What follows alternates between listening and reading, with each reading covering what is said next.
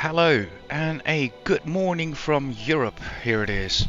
So, Thursday, right bright and early in the morning. It is a bit cold though.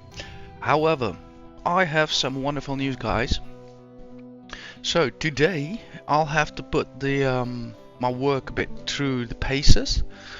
I am expecting some hardware to roll in today. And that is on itself not special news, but I think if you know me, if you know my episodes, it is kind of gonna be meaning some. So today is gonna arrive some hardware, um, which will allow me to expand basically my storage capacity. So initially, when I bought this computer, it was back then COVID. Prices for parts were through the roof. But I pre-COVID I worked a lot, made some money, was very careful with it, and when Corona hit, I decided let's invest in a PC because it looks like I'm going nowhere. So that was money well spent, but you can imagine I paid,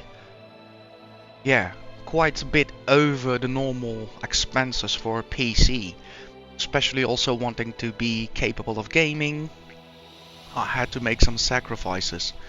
So one of those sacrifices was I could not buy a graphics card which was just good and done for a few years. So is that coming in today? No. No, today I'm expecting a hard drive, 2 terabytes, and that will solve my bottleneck for recording. Doesn't mean I'm gonna change anything about the format, the way I'm recording. Life is keeping me busy. I feel like the way I'm recording my sessions now work for my core audience, and it works for me as the person who is going through it. I love sinking in a few hours each time I play, but I also love keeping it slow and just go do my thing. So very happy. I also have, and that is part of an earlier order I placed, I've also got memory lying on standby. I forgot how much it was that I purchased, but I do know it's quite substantially more than I currently have. So currently I'm running actually only 16 gigabytes, so that is almost unimaginably small for modern gaming standards.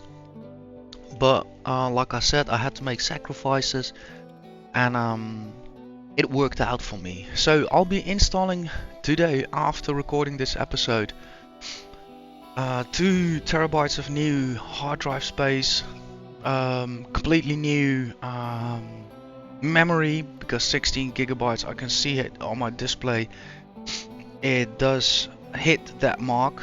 It goes to nearly 100, so we all know the rest is done virtually. Not really pleased with that. So all round I think 63%, and we're just in the main menu at the moment.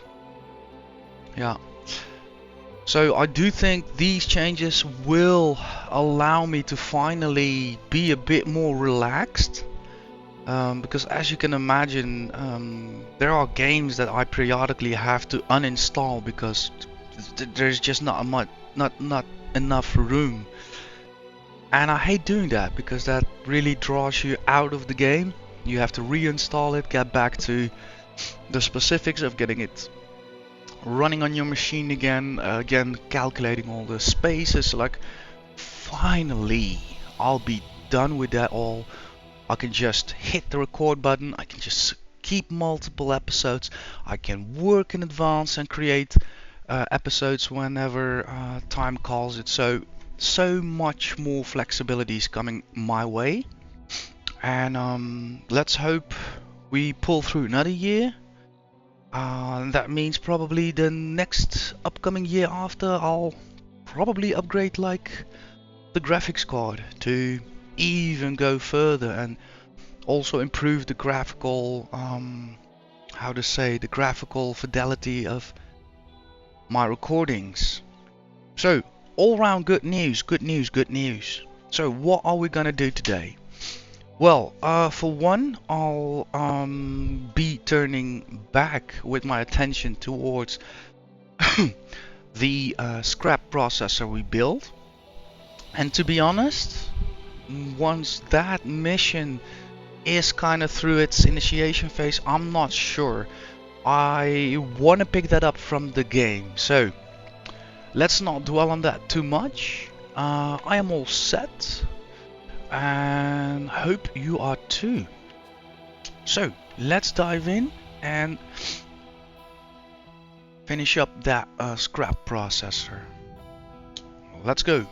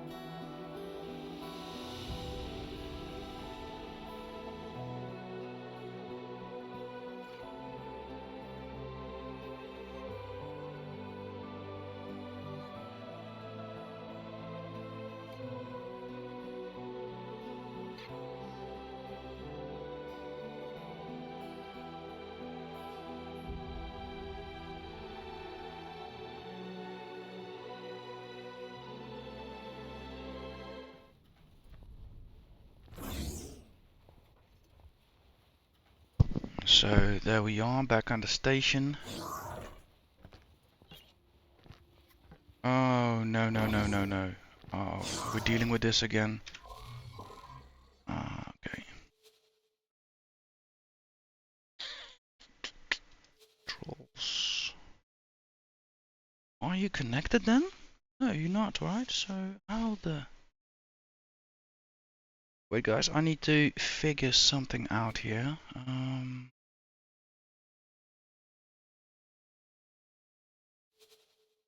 Yeah, okay, that explains a lot. Check.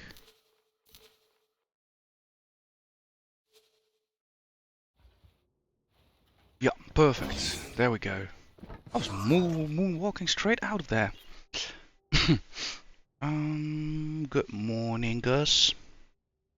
Alright. I'm gonna go topside with my coffee and take things from there, because I do not think we need to start building anything. Obviously, all the work physically has been done. Let's go to the trade corner.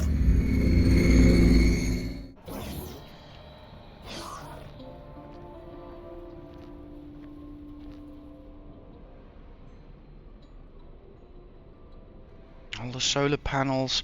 Yeah, the right side does reveal quite good how it kind of looks. Left side is a bit kind of blocked by a ship, of course. Right.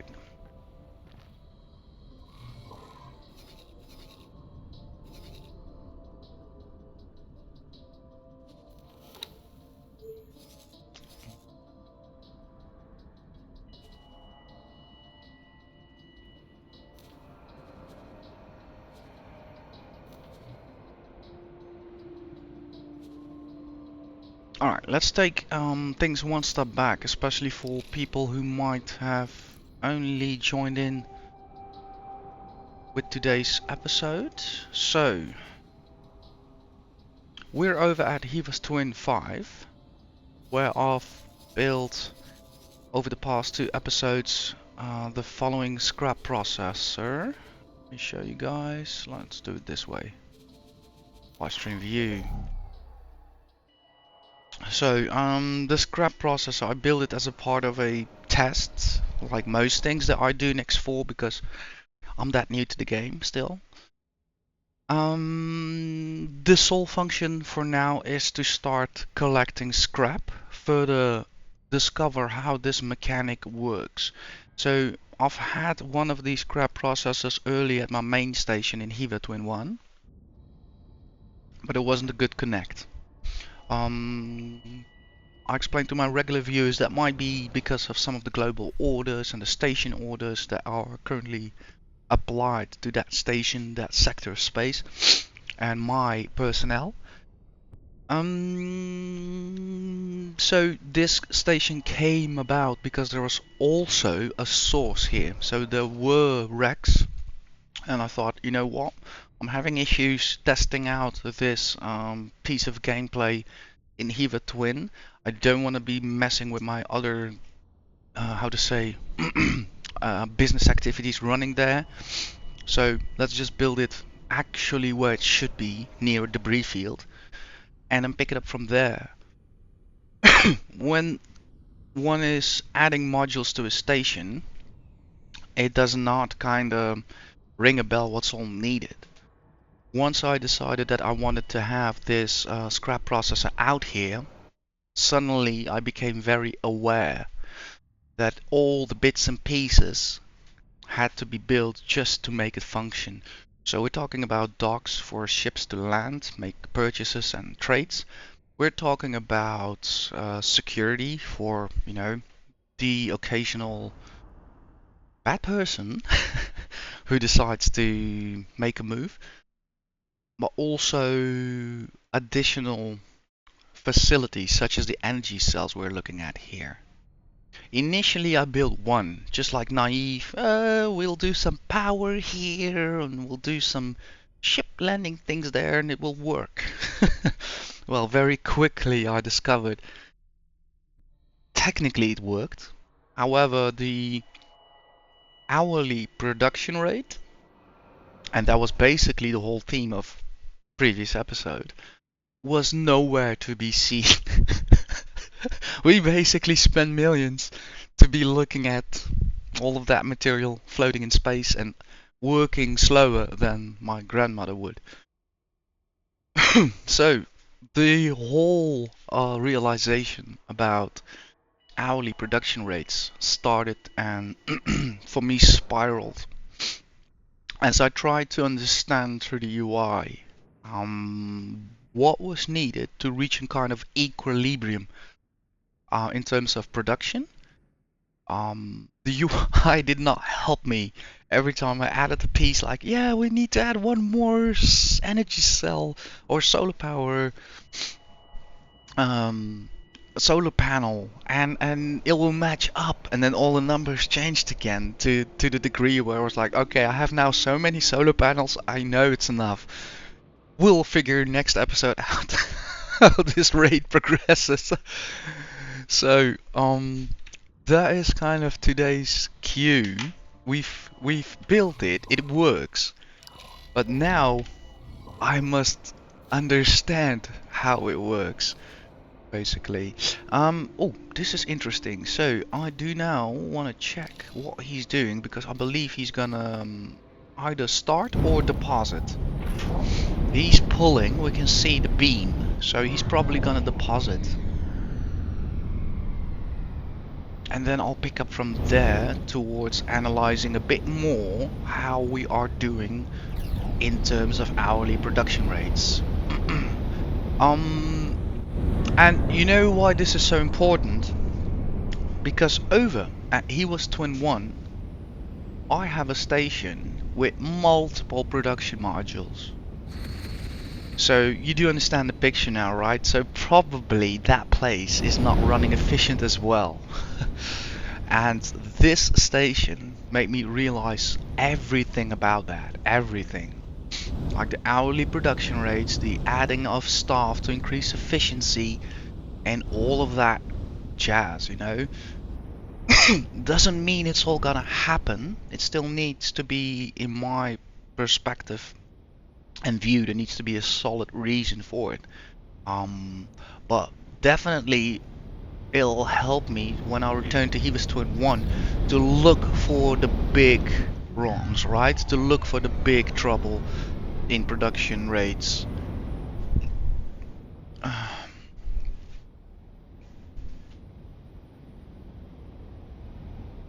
Oh, that first coffee every time. So amazing good.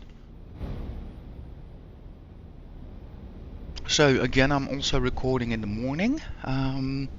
So I hope if things go well with, the delivery and some other stuff that I have to do today. And did I mention it's cold outside? So I do hope it will air this evening on Thursday. That's the plan.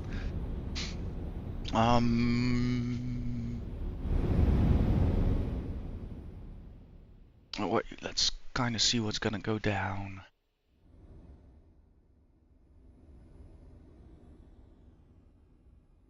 Okay, I think he is gonna wait now. Yeah, both of them, I can see them. They're right in front of me. First and second, or however you want to view it, to scrap processors. Alright, now let's quickly check what's going on.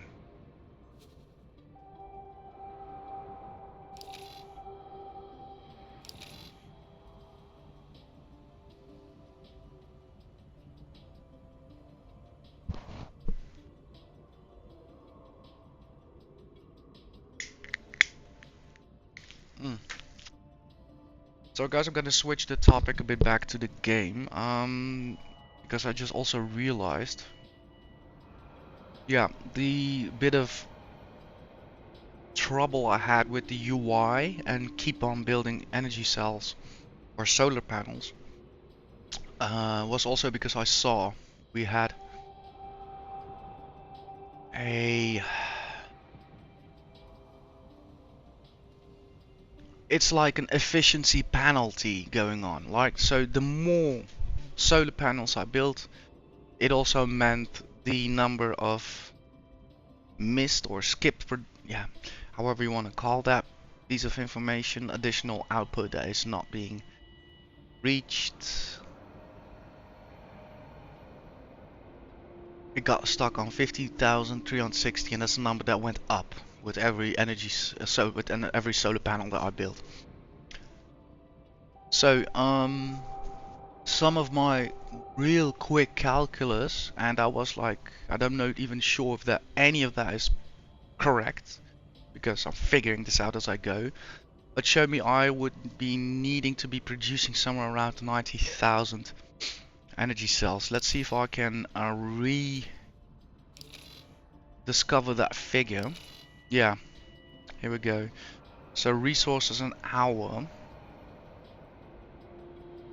to produce raw scrap metal, I would assume.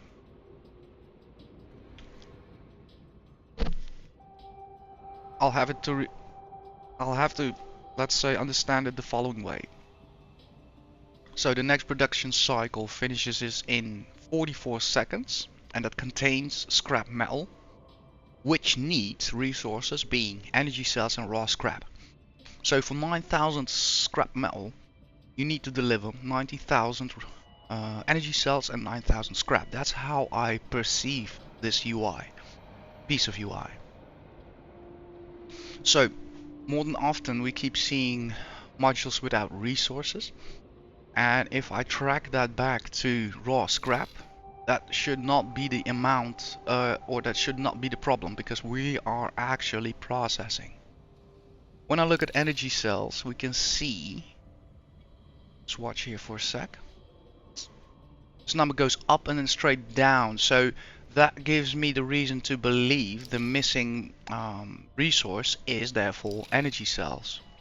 So, like I said, I've built and built and built, and only saw this number going up to that point that I realized, and I ended the episode on that, if I'll have to match that number the way things are going, I'm looking at a investment and expansion of the station which kinda exceeds the purpose for me at that point, right? So I was also thinking about maybe downscaling it to one processor. However, that also defeats the point, because I kinda wanna base my first line production lines off of, the cheapest resources. So or silicon, we can mine that, we don't have to pay for it. If I can get raw scrap, I can make additional products out of that, but I definitely want to produce that raw scrap myself, right? So it is a bit of a conundrum for me. In a way, it reminds me to the first playthrough I did, where it was exactly the station building. I didn't understand some of the core principles, the economy side of stations, and I literally just blew all my money through there. And that was the end of the playthrough, since yeah, kind of bankrupted myself. So this is what I want to avoid here, because if I'm gonna make it that, like I wanted to build a small station, feed the bigger station, and see how that influences things. But now we're building a station that is kind of, I don't know, it feels like it's becoming the second Hiva Twin 1 station, right? In size wise. And then I'm just thinking about, but wait, what are we doing here? It's like it doesn't add up. So what I think I will do is kinda settle for now with the scrap production that is going on. Because I do see this number, so the eventual number, after all the steps, the eventual number is going up slowly and steadily, which gives me some reason, or no, it gives me, it gives me reason, but also time to not make any decision, just let it flow. I think that is the best. Because I don't think there will be a definite answer for me at the moment. Let's do some quick checks here.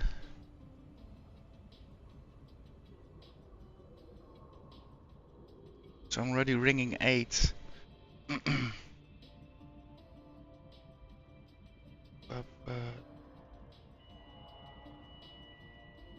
So 86,640 divided by 8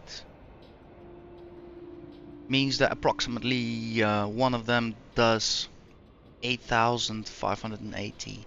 I know that is not the right figure, but we're gonna go with that because this figure is with this, right, with this additional loss included. So that is important, because if I'm gonna ignore the loss and just calculate straight up what a solar panel produces, it's gonna be off.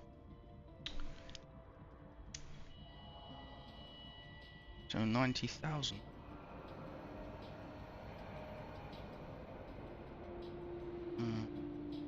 Let's do it like so. I think I've 1,000.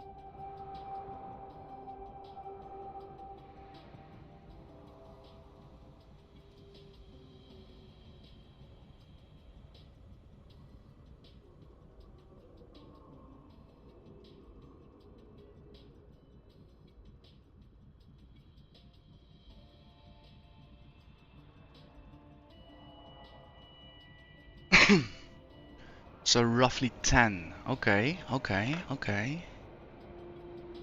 don't believe that.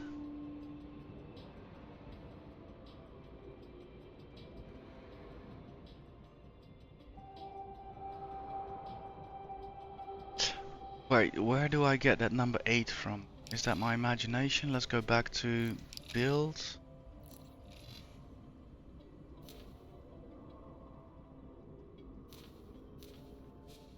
Build. 2, 3, 4, 5, 6, 7, 8. No, I'm right. Check.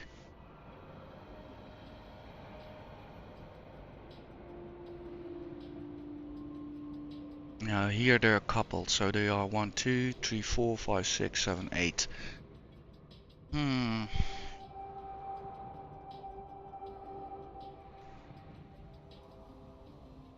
Two more.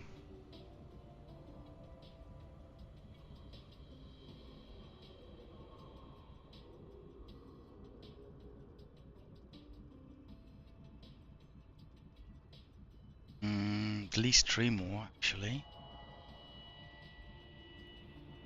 Yeah.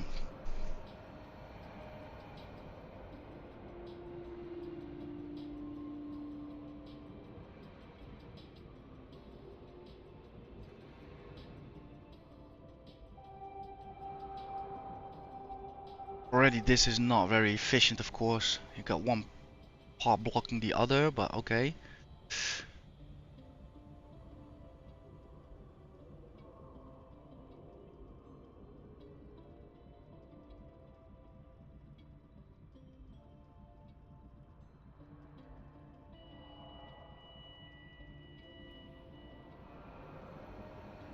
What I also could do,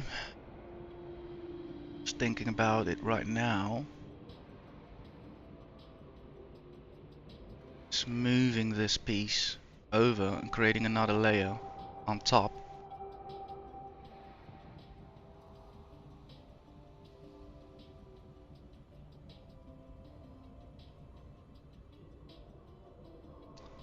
If it's only 3 or 4 more, I could live with that actually.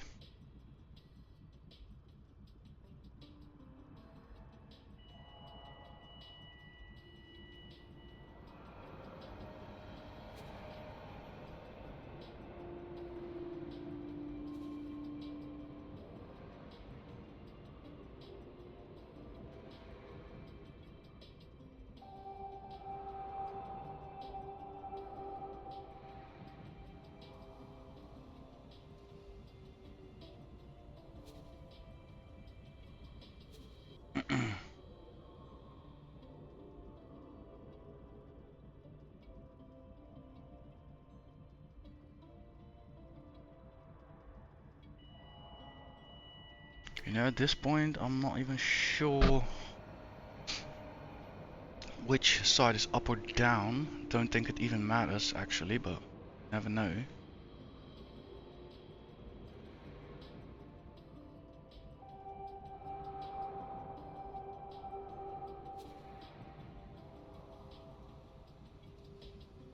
This is not really...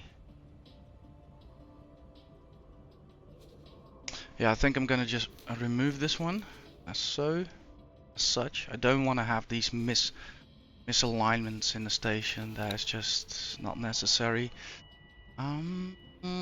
Also, I do know from previous experiences we had a lot of issues with the one dock. Namely, the approach vectors kind of get screwed up for NPCs.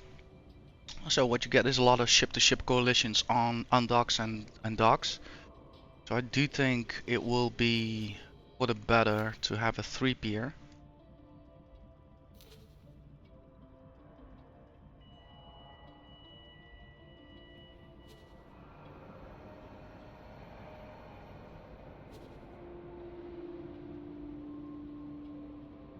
To swing it around a bit. Why?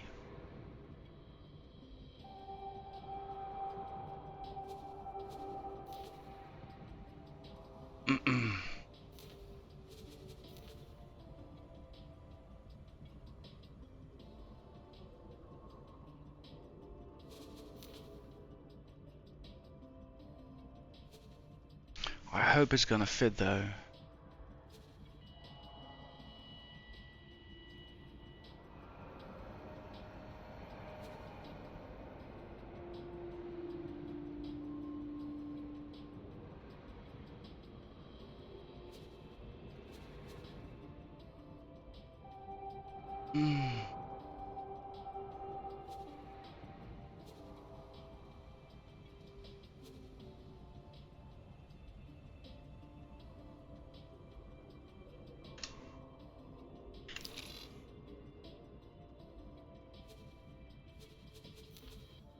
Okay.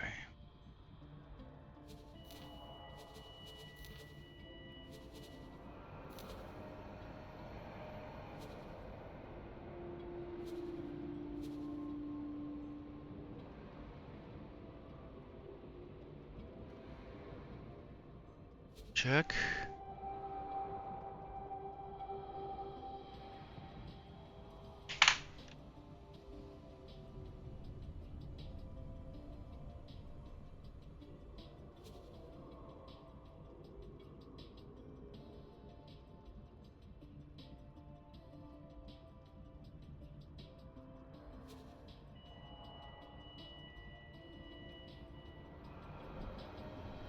Okay, so what will the problem be?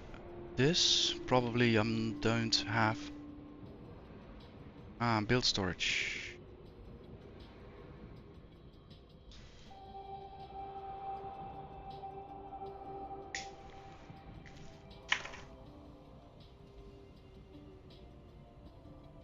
Or won't this be a problem? Is green though? Yeah, it shouldn't be a problem. It shouldn't be a problem. Okay. So if we now go up,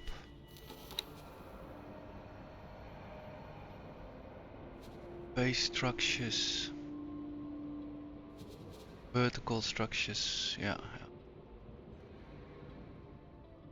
Definitely an O2. Don't know, is there an O3? I think so. Don't have it though.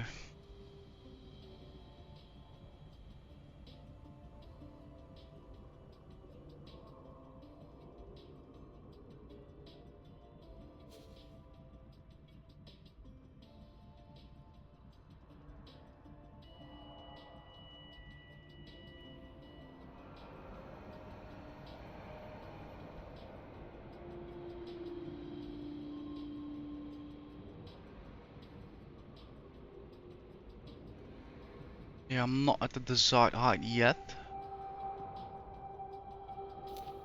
Probably want to double up.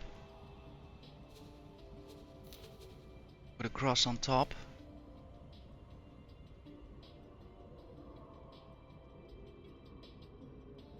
We could actually swivel this part, which we can do when we add the solar panels. That will be so much easier for our reference.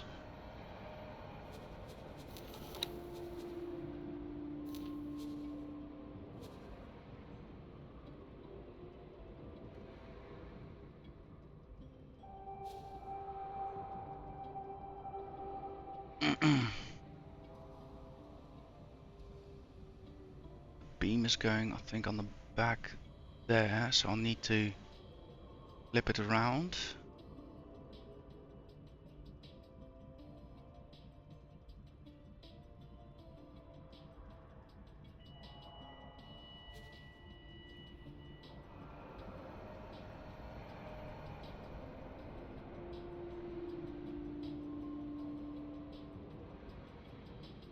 Check.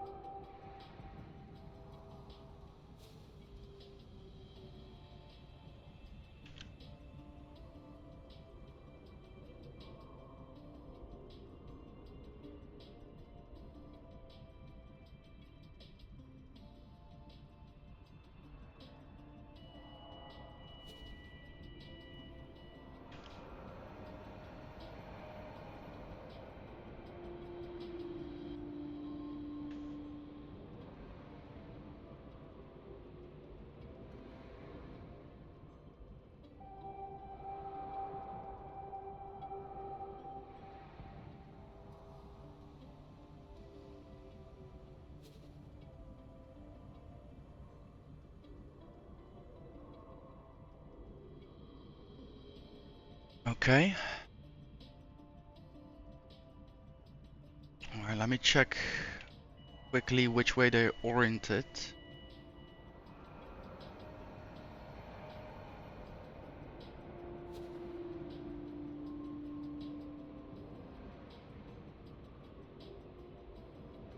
So indeed, that round part needs to be on the outside. Round the outside.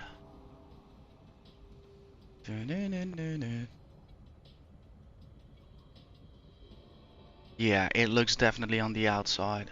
Right side. Check. Yeah. Yeah. I hate that about the solar panels. So obnoxious to build them this way. Just give me the full render. I can sort it out in a sec. Just put a glow over the render. No worries there. Right. Then two more. I'm just done with it. Let's just go for the 4. Probably 3, but let's do a bit of surplus because I'm sure can get rid of it. I mean, I'm not paying for it, so eventually I can even drop the price or whatever, we'll see, but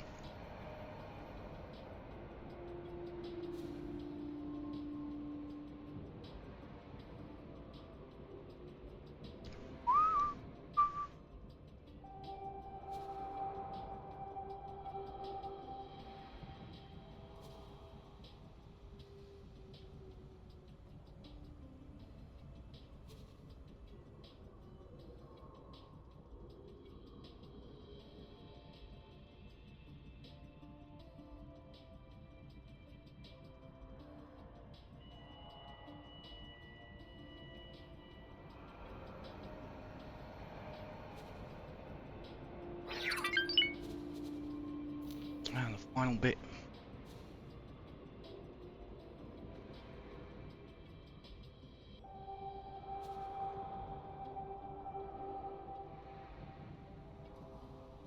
Okay, so guys, I am a bit tense, right? So if this does not work out the way I kind of predicted it, then that will mean that I have not understood a lot still.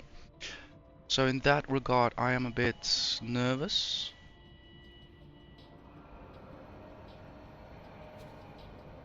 But we will have to try it out. There is no other way. Check, this will do. However, what is wrong now? Oh, we are crossing the flight path. Are you serious? Yeah, I made the station too complex for my own good.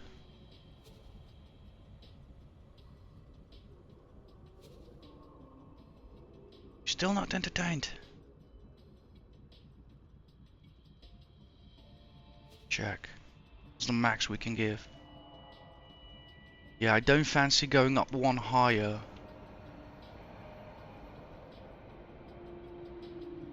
It's enough.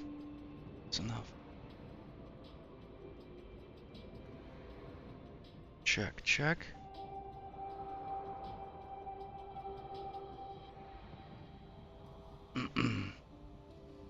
Absolutely mental, this.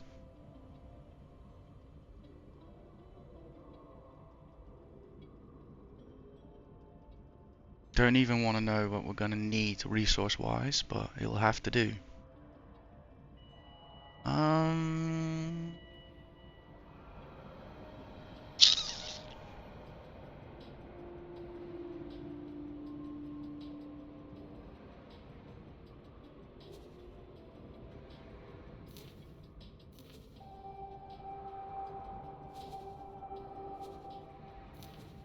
Okay. So, despite all the talking, there was also the realization, if I don't do anything, what's this episode gonna be about, right? So, I do have to make a decision. I'm not gonna get staff involved because it will be a hassle to keep them fed and medicated. That is something for, I think, more end gameplay. At the moment, being efficient and cheap is the way to go. So only paying for machinery which automates the work is fine. So yeah, we need to make a decision, and then I think this is the best decision. So I calculated 3 were needed. We'll do 4 just to like kind of compensate somewhere. Let's confirm module changes. And let's have a look at the requirements. So that will be quite some trips, yes.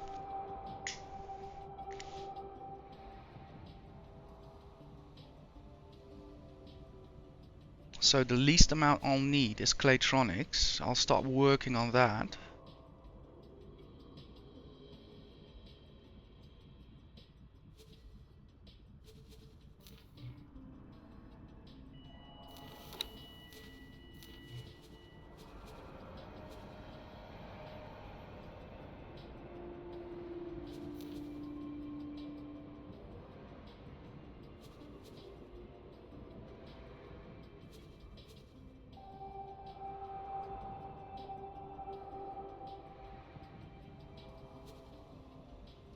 Okay, they started to remove the one pier dock. I'll start making moves for the resources.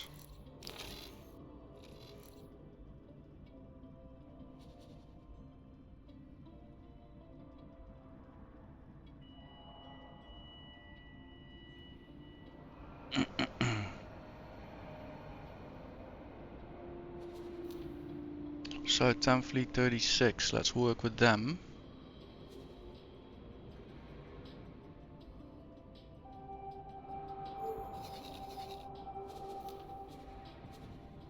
Alright, I've got the selection already preset.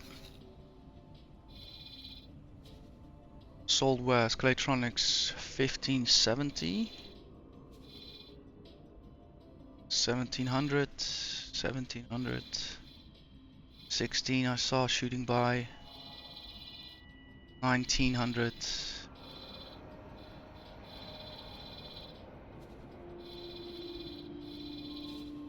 18, so okay, not a bad deal. Where are we connecting with that? Ian Amazura, of course. What is the quantity we're discussing? Yeah, okay, that's perfect.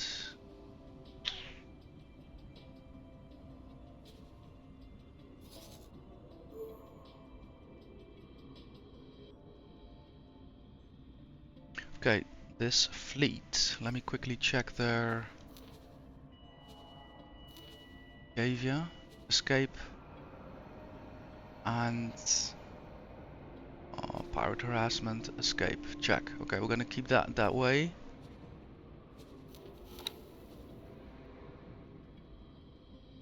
Is that for the fleet, by the way? I know there's might be, yeah, exactly, individual instructions, but I'm not gonna check all of them, so I might have to do that as they go.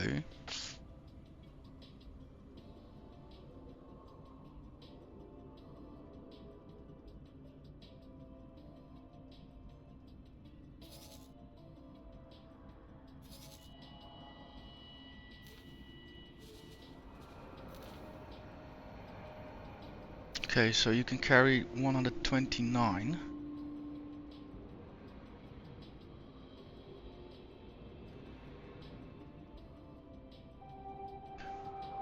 Means I'll have to send approx 10-11 ships.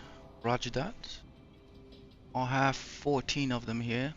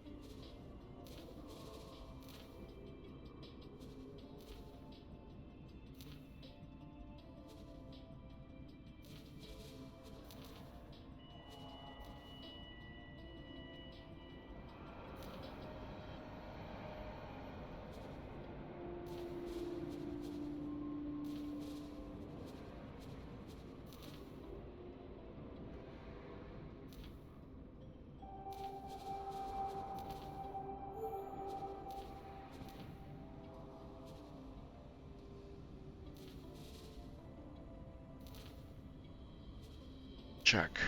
It's more than enough.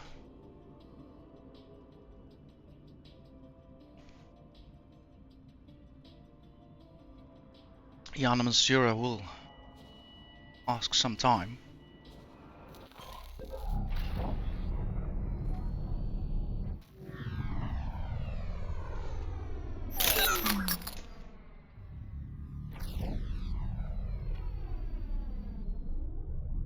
First one is already Neva's twin one, so it'll go. The fact that they're also kind of drawn out also means they'll most likely catch less attention, unless there is a concentration of forces.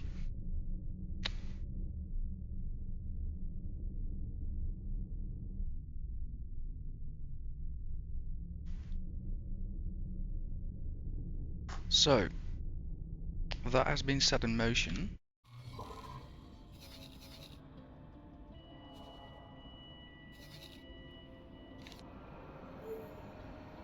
Let's have a look at the next commodity. Plan build. Yep, all the journeys are scheduled.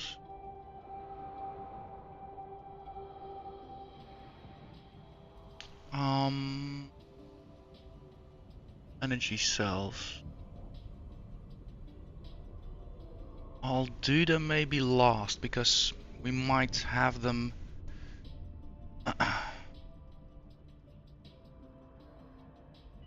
Yeah, I want to see if we kind of produce ourselves a bit. Okay, so let's see, 6,231 hull parts. I have to subtract a bit if I want to save money. So 6,231 minus we have here 1143. So 5,088.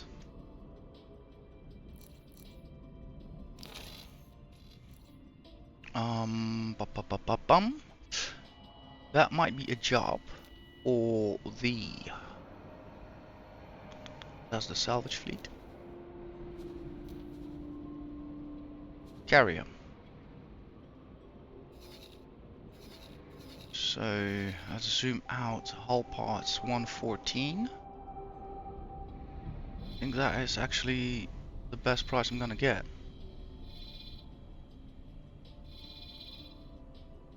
Yeah. It rings a bell with previous episodes. Check hull parts, hull parts, hull parts. Yep. We already have a trader out there. He is part of Hiva's Twin 1. So I'm gonna not bother him. Let him do whatever he does. I'm curious. Other trade, so I'm going to find out. Go back to the carrier. Wait. One station up here. Wait with all parts. Yeah, I'll need to send him on at least 2 to 3 trips. 5,088.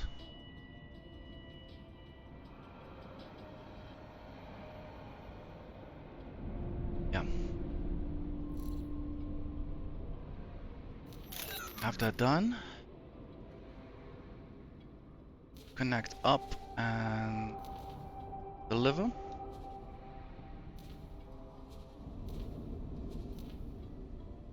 That was one run.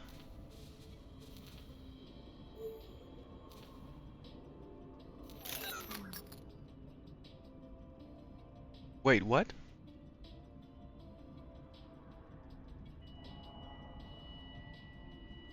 I need to check something. Right. Exactly. Okay, no, I just got confused.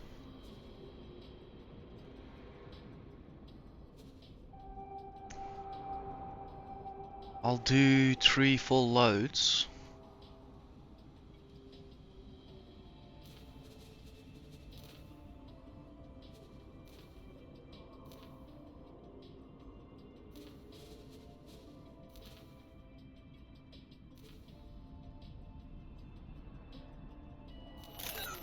And the surplus that remains, I'm pretty sure we'll need it soon anyhow. Scrap processor.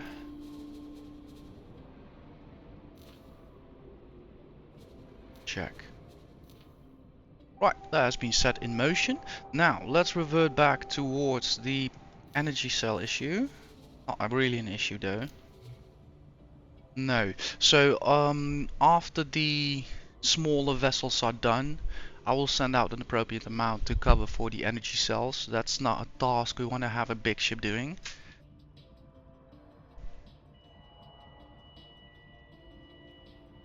Right, copy that. Let's see if the carrier is departing all fine and dandy. Oh, it's already putting the gas to it.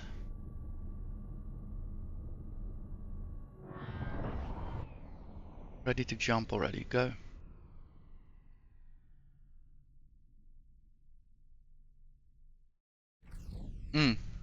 Okay, another thing I learned from previous episodes. So, there will be a lot of our ships incoming. So let's switch over here to the processor, disable trade, and have a look at what's going on.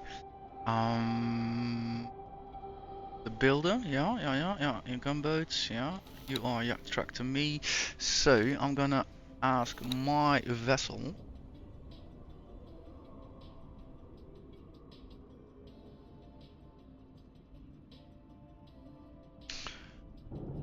to set up an overwatch.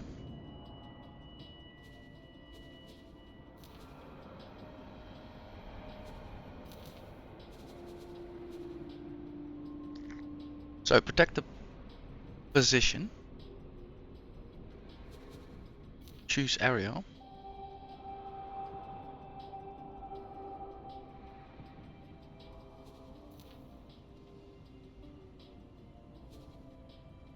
Let's set up small as possible.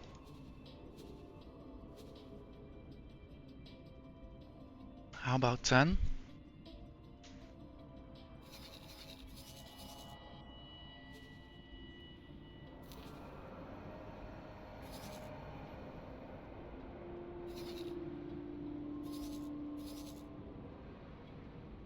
Okay, we might be a bit too big for that kind of radius. Let's turn that up.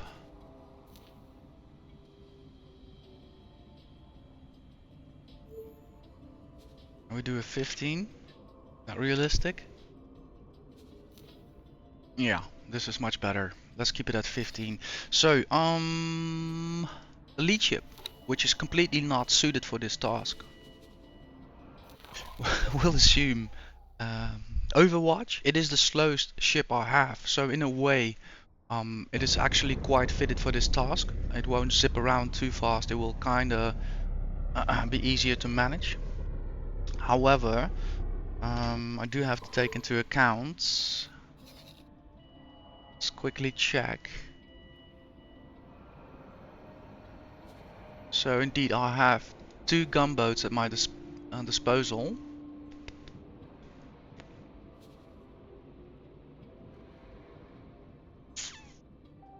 And also I should not forget the salvage fleet, which is also operating just nearby. They have a destroyer. How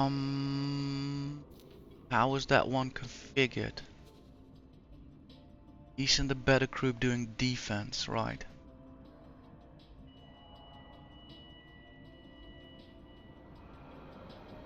I'll monitor the situation, and it's good knowing I have a destroyer present here.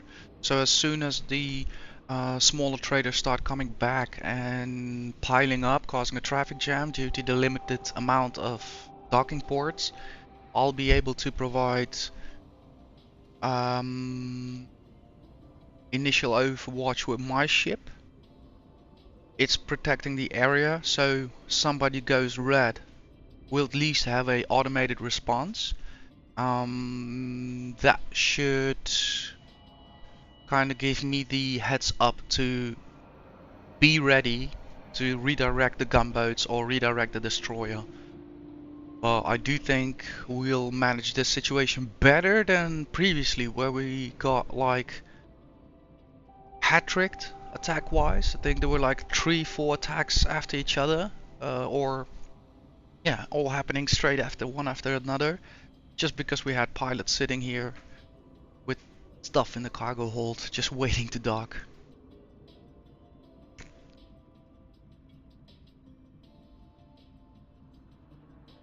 Okay, let's quickly have a small visual look at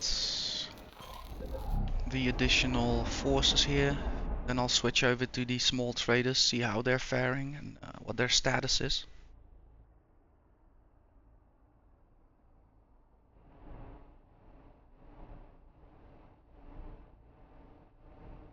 And then it'll be time for a second cup of coffee, I think.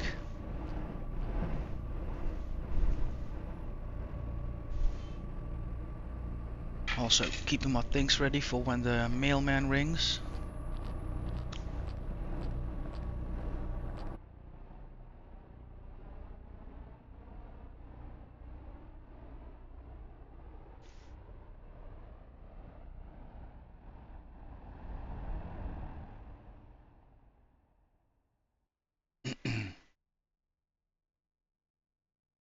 Check, let's switch over.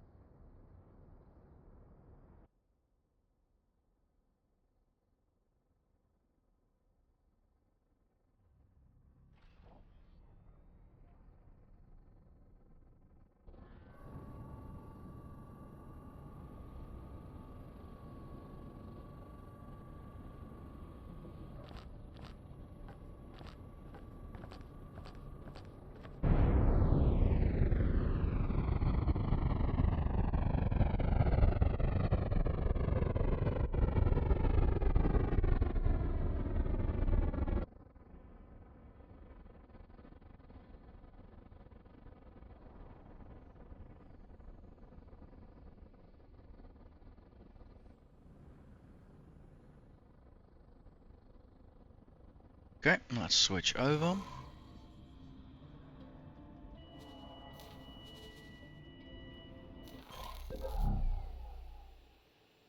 Alright guys, I'm gonna put the kettle on. I'm gonna kinda keep track of the fleet elements, and we'll speak again in a few minutes.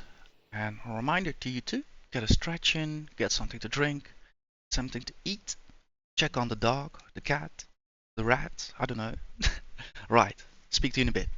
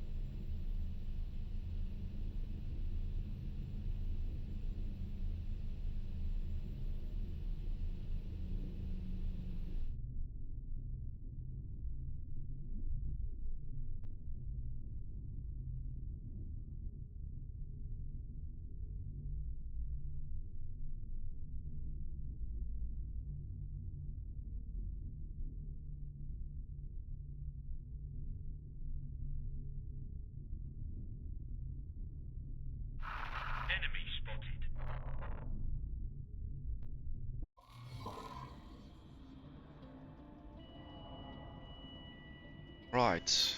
That was the kind of type of cue I was waiting for.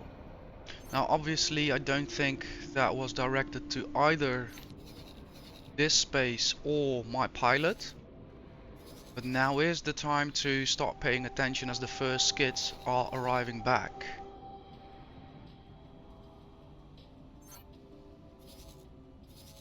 Alright, so indeed 15 kilometers proves to be an efficient route for the utility ship, slow by design. So I do want to keep it a bit closer to the station, but not too close. It will start clipping into it by accident.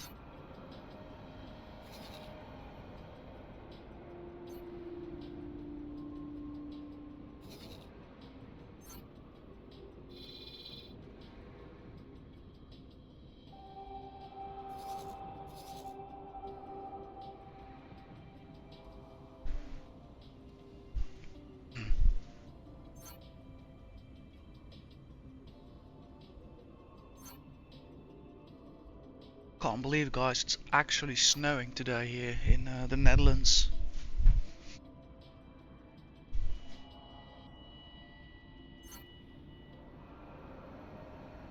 November 21st, yeah. Feels like we're going in for quite a cold winter.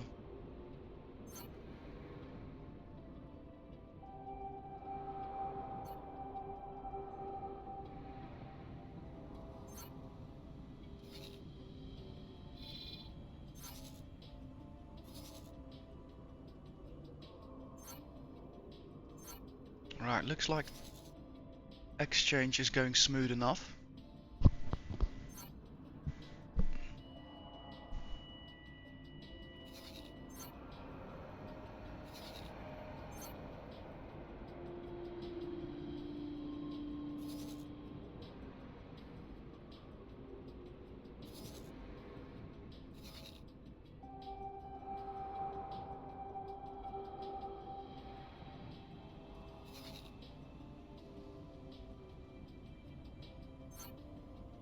Where be the carrier at? Also in flight, check. Quickly double check its individual instructions. What do we have noted for you? Use judgment for sure enough, and pirate harassment, yeah, we got that sorted.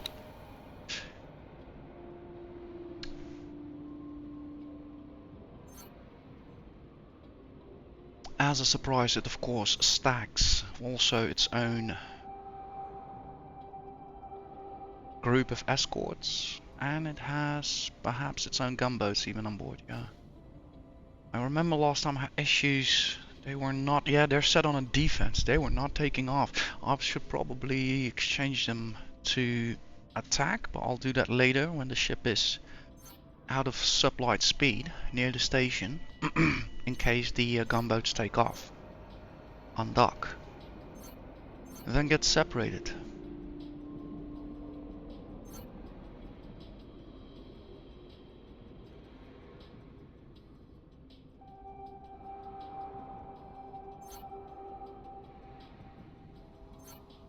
We got tugs incoming, kinda ignoring as always the work of the tutor. However, I do remember that I have established that they're picking from temporary sources, so perhaps once we get the efficiency, the production rate up to par, they can dock a bit faster.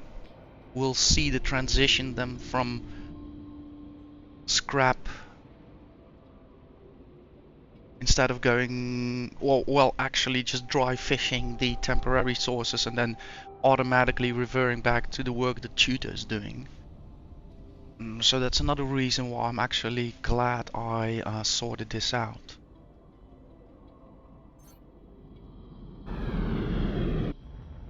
Because yeah, the whole chain will benefit from the fact that or from the fact if we reach the 90,000.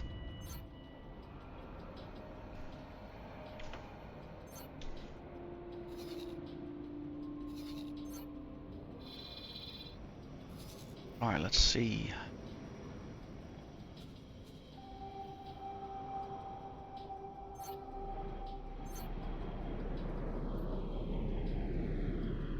got one waiting.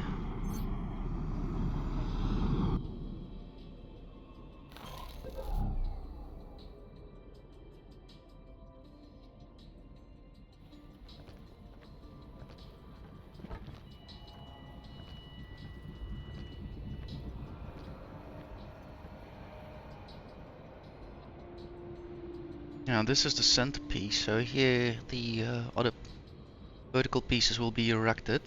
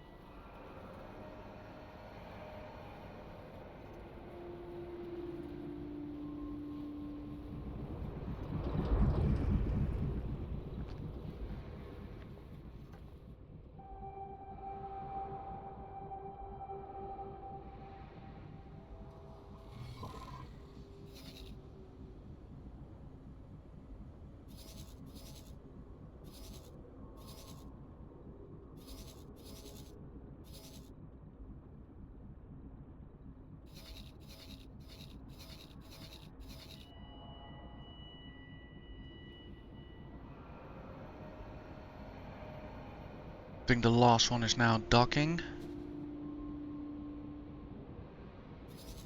Yeah, then we can send them out. Let's start prepping for another run. We'll check the plan build.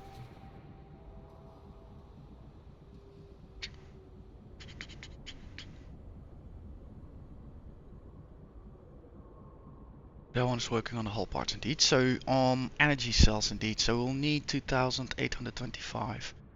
2,825.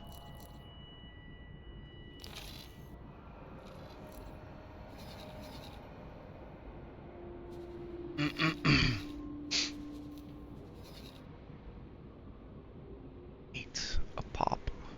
Check.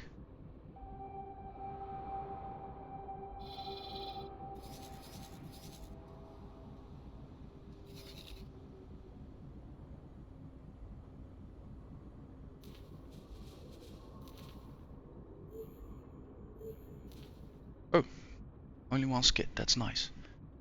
You indeed are cleared for one full load.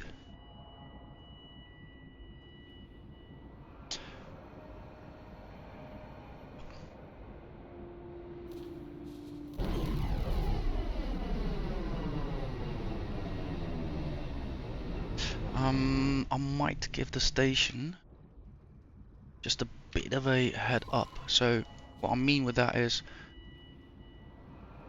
get a few loads in so that the scrap process can continue operating. What am I paying for this? 25,000. It's affordable. I've been making money. So let's do 2 loads. We'll spend 50,000.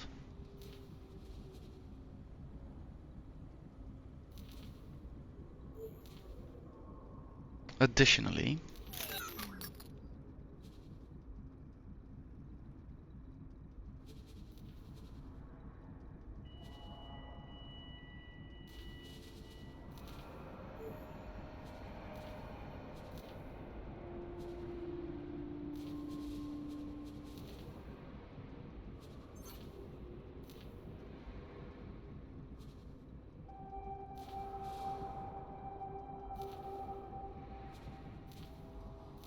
check. Rest of these can dock up.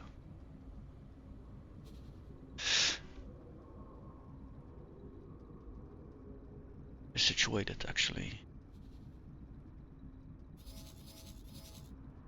on the lead ship. Check.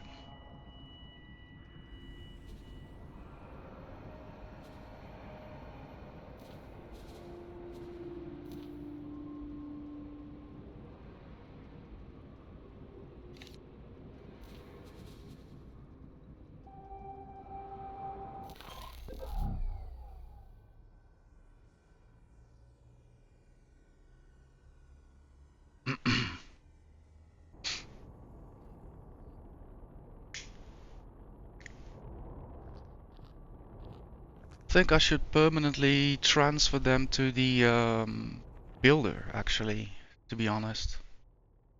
And also have the builder being part of my fleet, since I think from now on, but I'll make that decision obviously uh, end of the stream or end of the recording, maybe next session. We'll have to see how that works out. Well, I think it'll be in my interest now to finish up this scrap processor experiment. And then if that all works out, it'll be kind of the mantra going forward. And therefore, adapting my fleet a bit. Adapting by adding, not so much again going over an overhaul, nothing like that. Just adding the builder as a standard addition.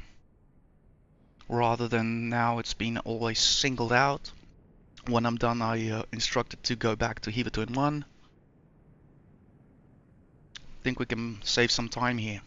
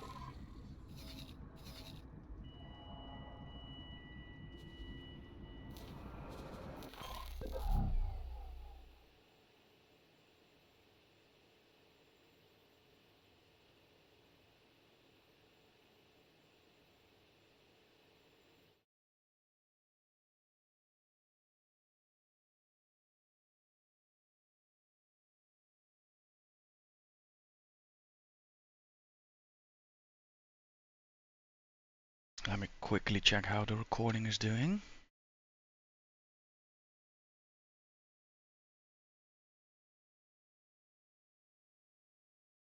Yeah, everything good.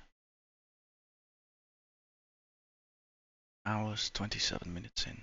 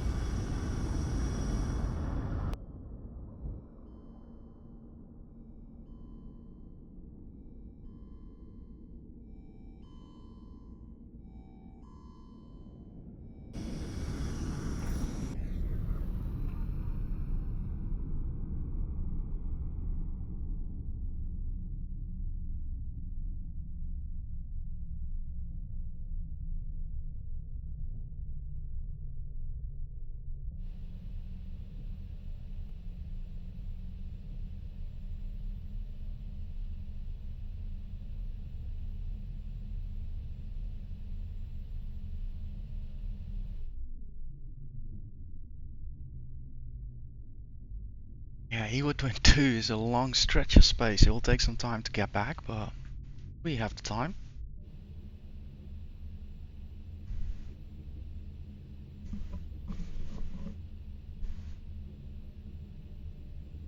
Let's check up on our own situation.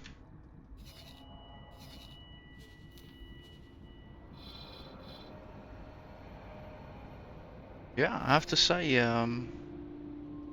happy to read. We're doing just fine. Nice and calm. Carrier is off again.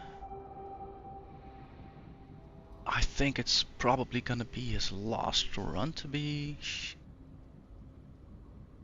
Can check that. See, carrier, Avia. He's gonna do another two now, but this is his second run.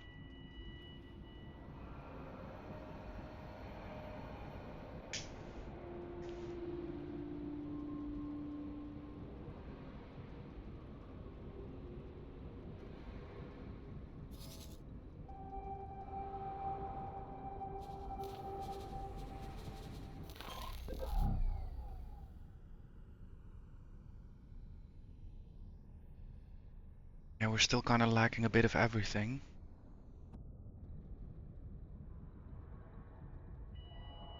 So nothing has been built yet, but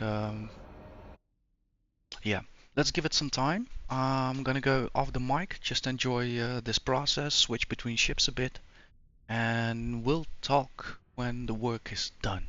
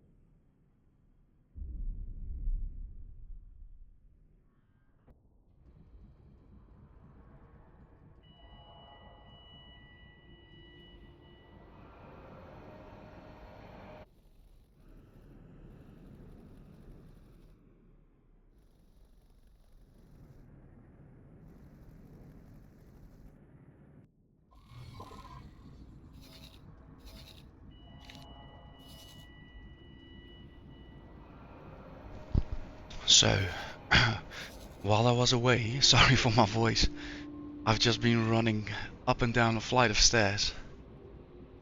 Whew, the mailman came by. So, the hard drive is in. 2 terabytes, guys. I have it in my hand. The envelope is like 16 times the size of the hard drive, but not sure why they always do that. Could have been delivered into the mail, if you catch my drift. Now it was a package I had to receive by hand.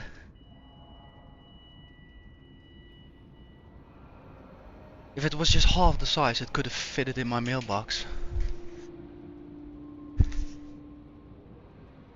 So, very curious to see the actual size. Sorry guys, you can't see it, but I'll make sure to make a community post about it with an adequate picture. And also, I came back running, put on my headphone, and lo and behold, what do I see? There's firing going on. I'm like, no, not today, not now. Luckily, it are friendly forces combating different threats. So, obviously we have the receipt. Package, holding it upside down, is further empty. And in my other hand is the Aorus Gen 4 7300. That's referring to this, I think, the read speed or write speed. I think it's the read speed. SSD M2. So, solid state drive, PCI Express 4.0 x4 interface, max sequential read up to 7300 megabytes a second, and maximum sequential write speed up to 6850 megabytes a second. Warning: cancer and reproductive harm. Guys, what? I ordered just a hard drive, not a cancellation and deletion of my own life. But all jokes aside, guys, this is such a big, huge update for, well, you know, my dedication to the channel. Let's keep it at that. So, gone will be the days, like this very morning, that I'm logging into my PC and scratching my head. What can I delete today in order to again make an episode of 25 gigabytes, more or less? So this issue will no longer be. After today's session, I'll do a bit of work on my rig, clean it out, swap the hard drive, add the previously ordered RAM. The 16 gigabyte will become a spare set for when there's something wrong with the main modules, so I can always swap them out. They're also paired, right? So they work together better than 2 separate modules. The new is also paired. Clean the rig out, get all the new hardware in, and I'll be adding it as a second drive. So no need to merge partitions or any of that nonsense. My main drive will hold X4. I'll make sure to delete some of the games, so I'll always have enough headroom for the operating system itself to function properly, and I will have the recordings and other games set on the new hard drive. So you will not notice a thing, only I think a more streamlined experience from now on, right? Like I said, no more worries with pre-recording. I basically couldn't pre-record, so now that's not a space issue anymore. Neither will it be a time issue. I mentioned it was cold, I mentioned it was snowing here in the Netherlands. I usually am not very active during that part of the year, so end November, it's really done with the festivals, right? So the only things happening are basically indoor, and even then there are far few, too little of them in between. Um, so the amount of work simply just drops. That means I'm really now like a bear in my hibernation cycle. I've worked as much as I could, raked up as much money for the rest of the year, and I'm not coming outside as much as possible. I have a few odd jobs here and there still to do, so no worries, but they're all kind of close to home. Also, I'm a motorcycle rider, so yeah, snow, motorcycles, it doesn't really match. I had very bad experiences prior with cars because, yeah, like I said, I don't work much in this time of year, so I always had issues with cars during winter and after the winter. I don't have a garage. Now I do, but it's like a few kilometers away, so it's not really close to my house. So storing a car in a garage also wasn't an option to keep it on temperature, more or less. So I just got fed up with it. But I always notice, like, I always see these bikes just standing for months, and then this guy just walks out, sits on it, and it just starts like yesterday. And I always remember that, like, there is something about motorcycle mechanics which makes them so much more resilient to conditions compared to a car.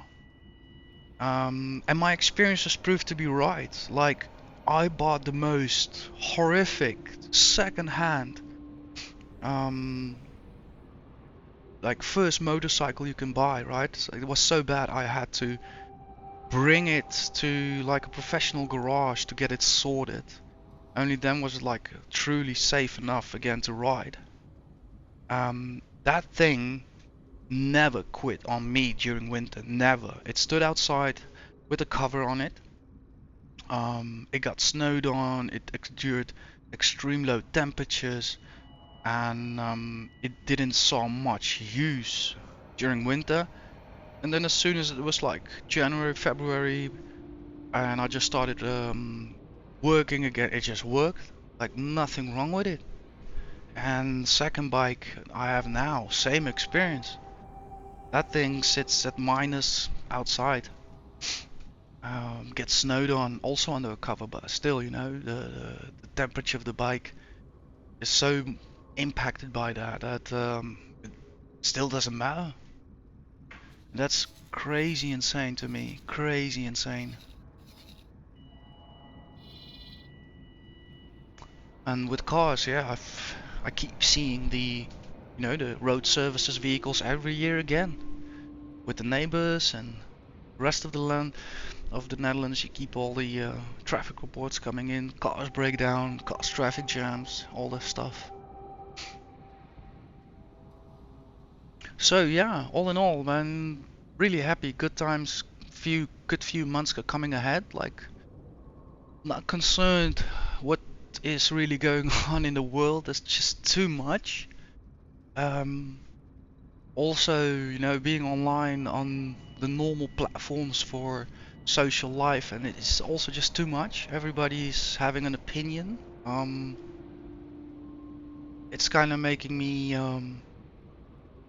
retreat, which I obviously also do a bit, during the winter months to kind of regain my mental energy for the upcoming season, to also let my body rest, because the work and the festivals we do is pretty severe for your body.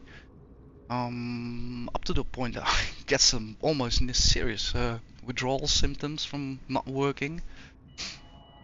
So yeah, so that all kind of matches up for me.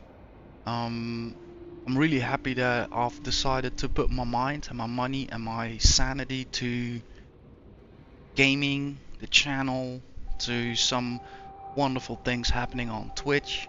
So I'm like either part of the community or part of the gaming community, right? Not like the Twitch community per se, but more in the general sphere.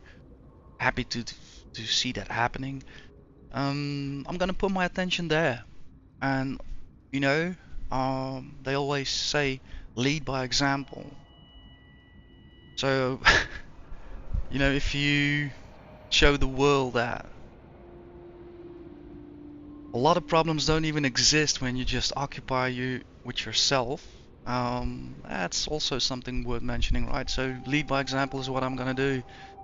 Instead of being part of all these discussions and these opinions and things which I do not want because they are not part of my life.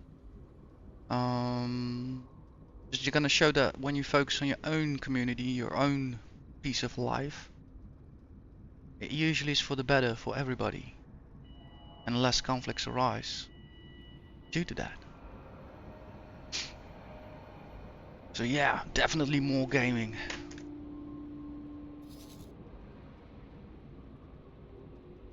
Right, so there's been enough about all of the post packages and the goodness coming up. I'm happy I was able to kind of share that with you.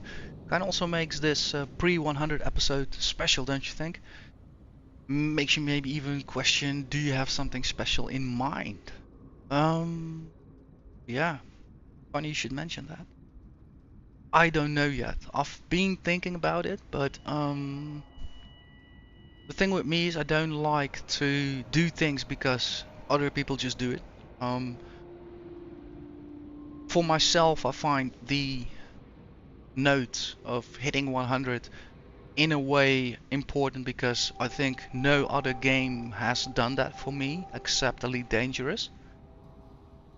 So in that terms, I find it a recognition towards the developers, towards the publisher for making good decisions, for having a good taste, for being decently good people. The product with which they shipped us. Yeah. So I think from that perspective, I found it kind of worth acknowledging that for myself at least. And yeah, obviously, if you have a channel and you're doing this stuff, why not? So why not put the accent on it? But yeah, that's how far I came with it. Didn't further give it much thought. Um, One thing I am thinking about is to make a, well, one-off post in the Egosoft Discord. I know they have a self-promotion channel. I've seen how people operate there, and I've seen what's expected of you if you post there. So I was thinking about at least sharing that piece of achievement that I did for myself with the community. Um, and therefore in that kind of way celebrated, right? Like I don't feel I need to do something special in the game per se to celebrate that because the game is not focused on reaching 100. The game is focused on exploring this alternate reality as Taladi who inherited and who grabbed that chance with both hands and after so many mistakes in life realized this was the only possible chance to actually redeem for all of that and put down a piece of legacy for himself to be proud of. So yeah, I don't feel like the 100 episodes should somehow involve that story. I just want to keep that story arc pure by focusing on what's happening to the character, what's happening to his uh, set projects. We are getting scrapped, by the way, with all these ships being hit. Look at that, they're collecting as well. I'm so happy, I hope. Right, let's see how far is the build process.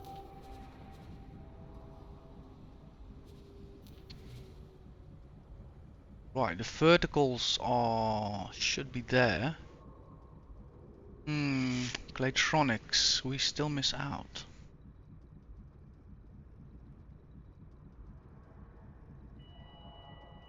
Somehow. I'm gonna send one over.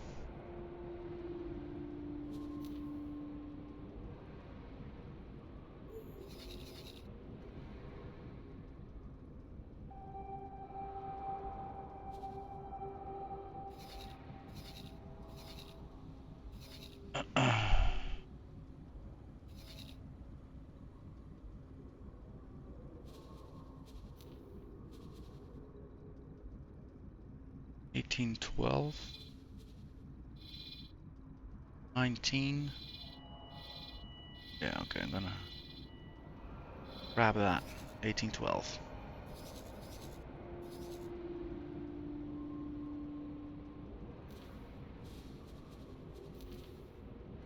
At least 100, 129 covers. Pause that at the process facility.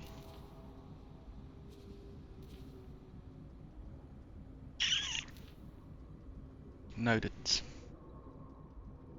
Other two traders are done. They can go back to lead.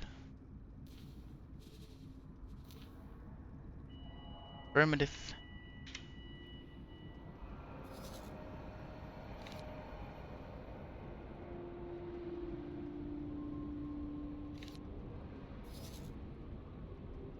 What is going on here? Ministry of Finance fighting Taladi. This kind of refers back to what I've said before. This is why my character is not currently interested in doing too many storyline missions. Look at this behavior. I'm not saying they should be friends, but I do say this is why the Xenon, the carve, seem to have kind of an advantage. If the Xenon and the carve focus on systems, they usually get it done. That's how I experience it. These guys get distracted by all the other factions around them, so they clearly don't have a solid diplomacy going on between them, and I just do not want to be part of that. I just want to keep my assets as safe as I can from this going on, because today the system can be Ministry of Finance, tomorrow it can be Xenon, tomorrow in a week it can be again Taladi. So right, I'm not making those choices because I know there's just a 33% chance it's gonna match up or something like that.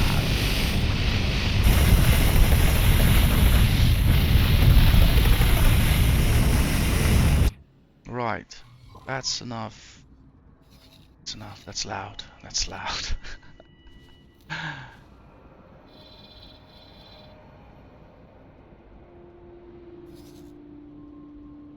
Quick look at the station again.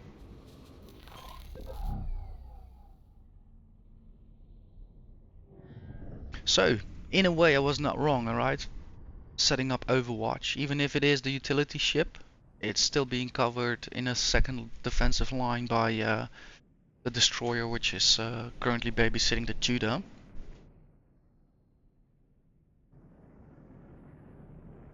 And obviously the station, it has, I think, some defenses. Not sure, I know the most modules are stripped because I just want to get the operational side up first. But I do think some of the defense structures might already be equipped with.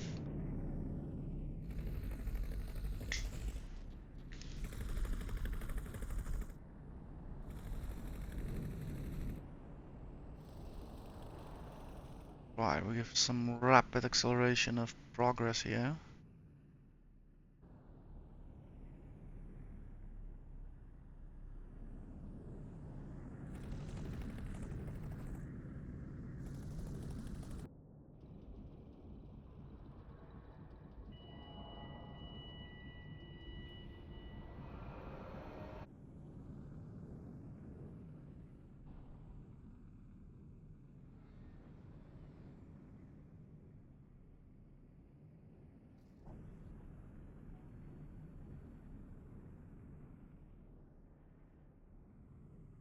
So many solar panels, I think if I orient the station towards another, I'll just like vaporize them. It's just one huge death ray now. Oh, now I have to rebuild the whole station because obviously the the manticores get fried on the approach. Alright, let's go back to the drawing board. Wow, that would be insane if X4 would be so realistic. I know in Elite Dangerous they had to like tone down eventually how dangerous the universe was to fly through. For me, it should have been the opposite. Like if you're too close to a star, your ship is just gonna structurally disintegrate. They had the fact that you could die if you jumped to a system, you forgot to throttle down, and you ran into a star. That would usually mean at the beginning of the game when they launched it. That was that. You were dead. But there were so many people who were coming to terms with playing the game, and every time they jumped, they forgot to throttle down and got killed. They got so fed up with it that the developer toned that down, and now you just have the software prematurely pull you out of like sublight speed, and that will cause some degree of structural damage to onboard components to your ship. So that is also pretty cool, but I wish that was an option. I wish that was like a software option you could turn on in your systems. I kind of regret the developer um, took that completely out, right? So for me, the game could not be dangerous enough. In X4, I understand there's no reason for it. We already have like the dangerous minefields and weird places you need to be careful, right? So in a way, it is already in the game.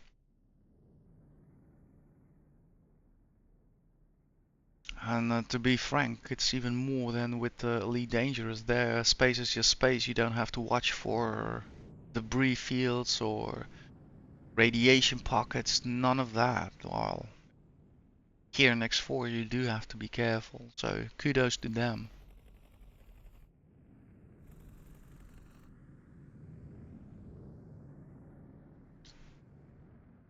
So these ships can't like match each other up. One's too fast, too nimble. The other one is too firepower lacking. It looks like it has all beams, but they don't seem to pierce because he manages to get out of dodge every time fast enough before they can continue to track and strip his shields. He just gets out of range.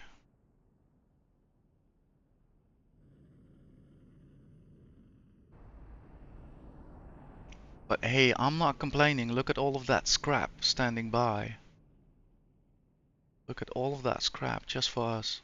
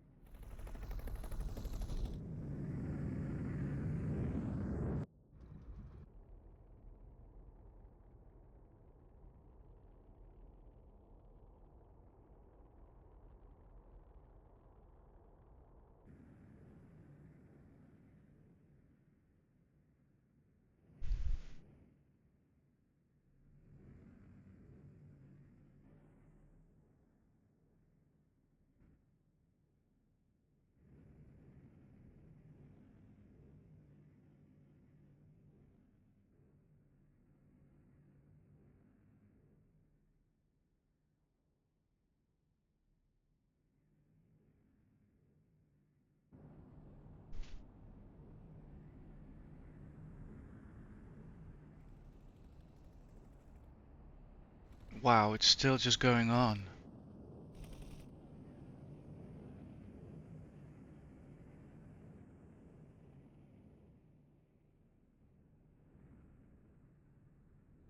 The only thing I hope for is that they don't accidentally start hitting my ships and my ships start returning fire.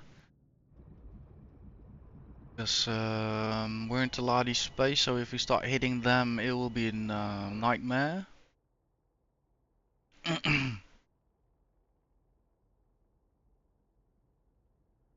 And in both cases, if I hit Ministry of Finance sources or either Taladi, that will also again mean a reputation loss. While I didn't even initiated it, they decided to start fight this out. I wonder why. Perhaps like illegal contraband, something like that.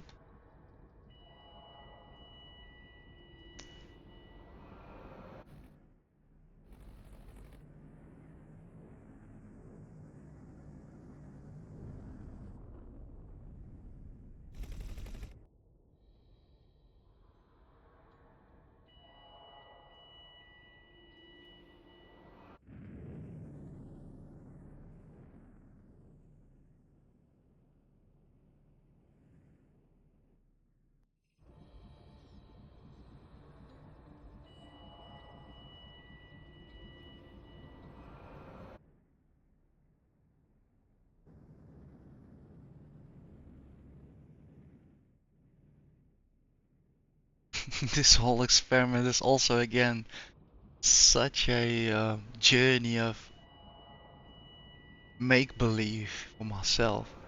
Like you think you have a grasp, you think you understand what you're doing. Oh, let's build two of them. That will be more efficient.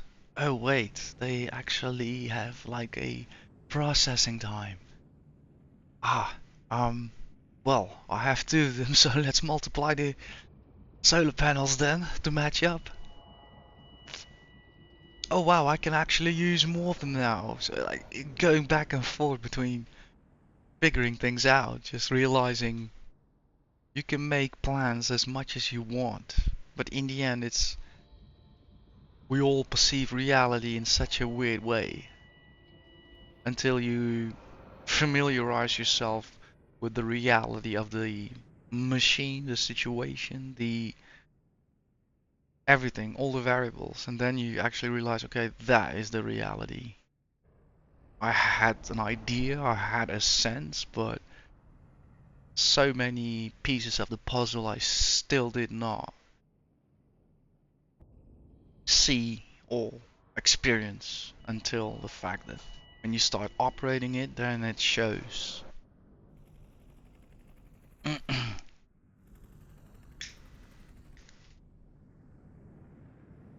Because that's all problem in you have with society and economics these days, that everything is so rushed and forced, everything is so made into a project these days.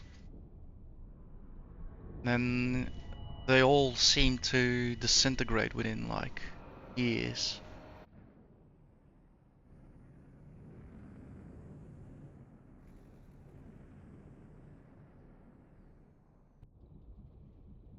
I remember, for instance, being also studying change management years ago. That was such a hot thing. Today you can't open up a page without reading how that change management is. So like, yeah, whatever I learned back there, it's already lost any value. Like if I have that on my CV or would have that on my CV, it's actually a negative rather than a positive at the moment. So, like, what are we chasing? What, yeah, like I kind of already figured that out while I was studying, and I made sure that I made some proper arrangements to cut that kind of crap out of my life, and ended up doing stuff that is more real to me, at least in life, right? Like, I'm not pressured by life, by my work to kind of go about that kind of questions anymore. Like a festival is so much more like I just described. Like there is a plan, but everybody's on edge because we know that's not how reality works. We all know that on paper, the first thing you do is you ask a map when you come into a project. The first thing you tell yourself is, right, this is the basic idea. Now let everything slide again. You want to just know the basic information. How many areas? Where are the points from house supply? And what are the times and the deadlines we agreed upon? And from there you start working out what the actual reality will be. Hey, we just had a look, this and this and this you asked us to do. We can't have that done today. Why? We just measured and the things you described just don't match up. We have several more hours work to get it done because of this and this and this and this. And then the producer's gonna make a decision. All right, I want you to focus on this and this today. I'll call some more guys for a night shift and they'll be focusing on that. And then that's how reality works. Yeah, with some of the more intricate layers of, you know, of business, where it's more a bit of a desk thing, the results are so projectized, predicted, and this is what we're going to deliver, and then it becomes a game of trying to change your perception in the result, or making the party understand like, okay, what you delivered to me is not exactly what we hoped for, what we discussed, and we don't really see this flying off into a long, right? It becomes such a mind game. While when you do work what you can actually build, see, and progress, you can judge, it becomes a very different ball game. Somebody can say, "Yeah, I'm done." The producer has a looks like, "Okay, you forgot to do this, you forgot to do that." You're not done at all, right? And then you can immediately sense if somebody's honest or somebody's like trying to cut corners in their work, and you can immediately take actions on that. It's just so much easier life, to be honest. And yeah, that's at least one thing what I also kind of experience in the game, right? If you just one commander, you have one ship and you have one goal, you'll get there because you can figure it out how to get there. But once you start doing it business size, numbers become abstract, quantities become abstract, and yeah, you're just kind of wondering, it's like, why did I even start all of this? Oh, heavy, heavy. I'm definitely not gonna play EVE Online, that's for sure. I'm gonna keep that one out of the picture.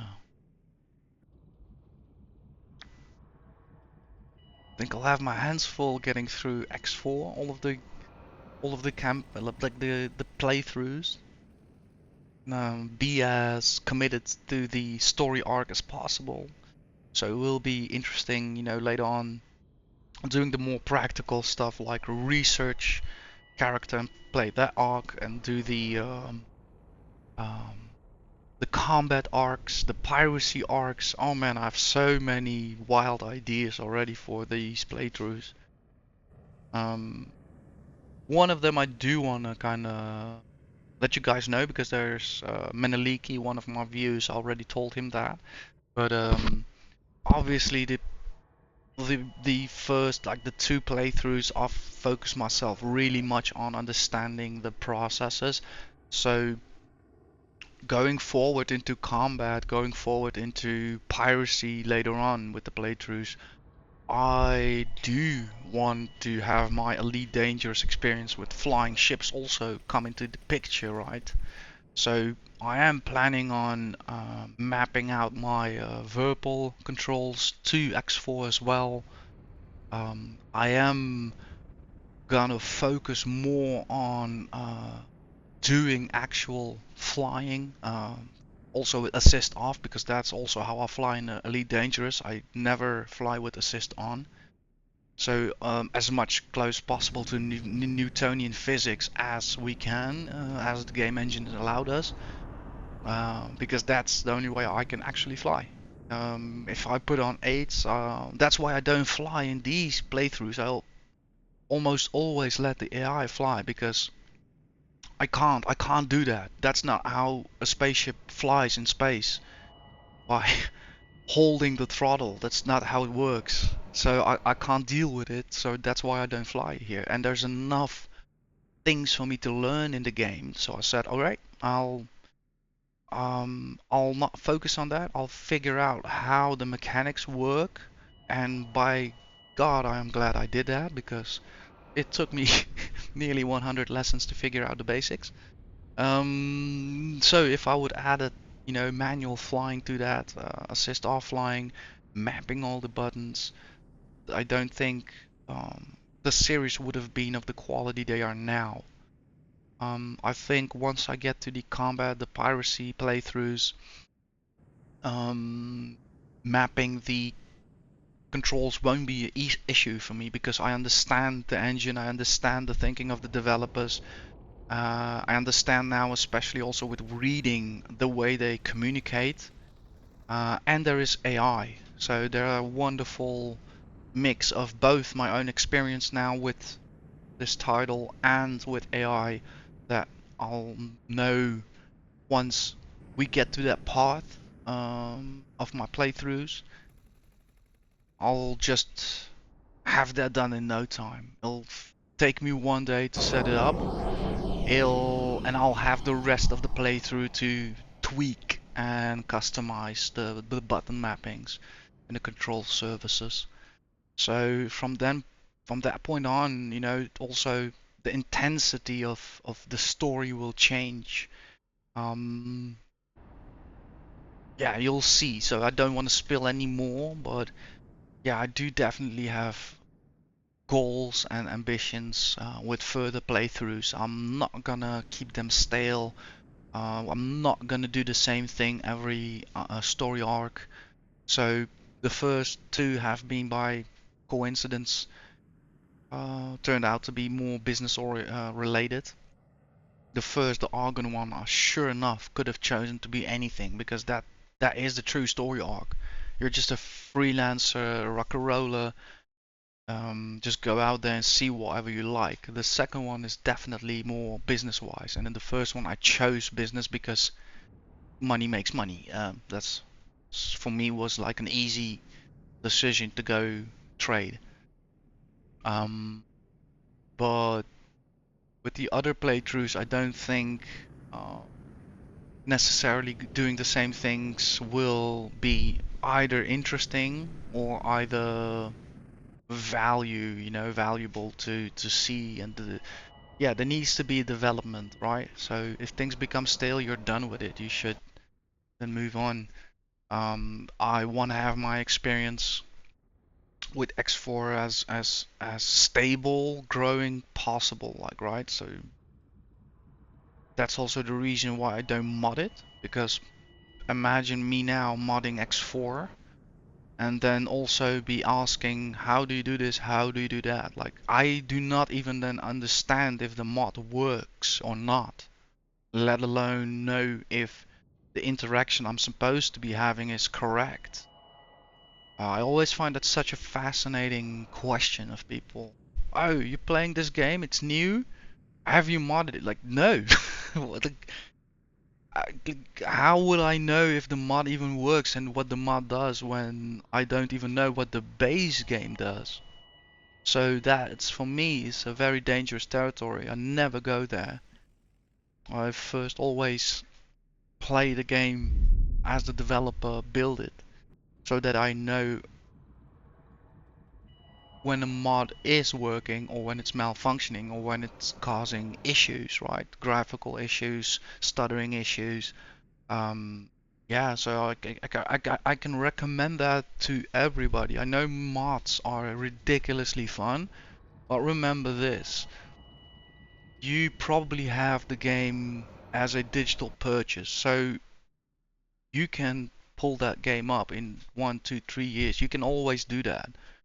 But do you want to sit and play and, have these doubts if whatever you're doing is actually the thing you're doing, or right? Do you want to know and have dedicated playthroughs? Like, I know this is gonna happen because yeah, the engine works this and this way, so I know that the mod is not a joke because this and this. So there is an expectation of how the game is gonna change and what the possibilities will be and what imaginative story arc you can drive there, right? So that's kind of like when you're writing a book, probably you kind of know you're gonna work out the process of what is that character gonna do, what's gonna be involved in, what people is gonna be in his life, where he's gonna go to, and that kind of gives you an imprint. Okay, this book's gonna be 500 pages, and it's gonna have 20 chapters, right? Just making a number up. But that's kind of the kind of wisdom with which I always like to approach these things.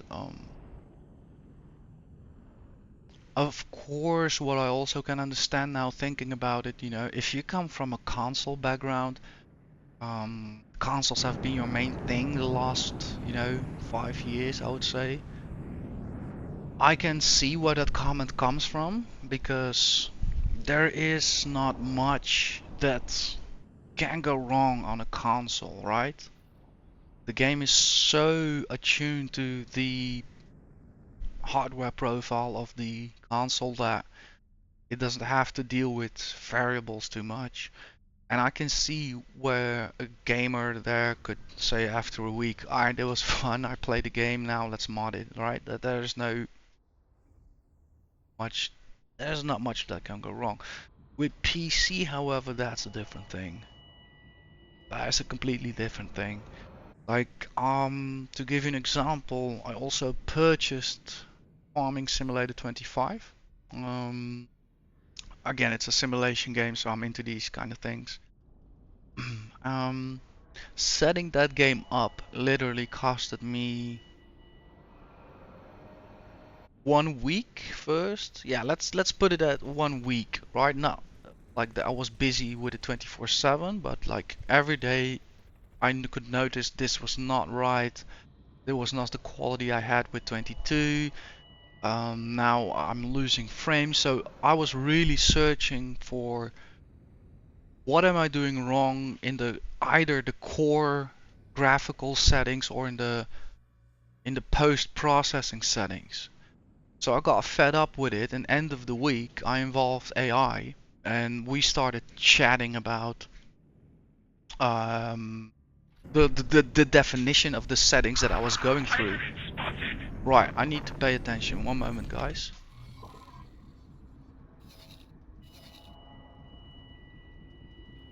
Yeah.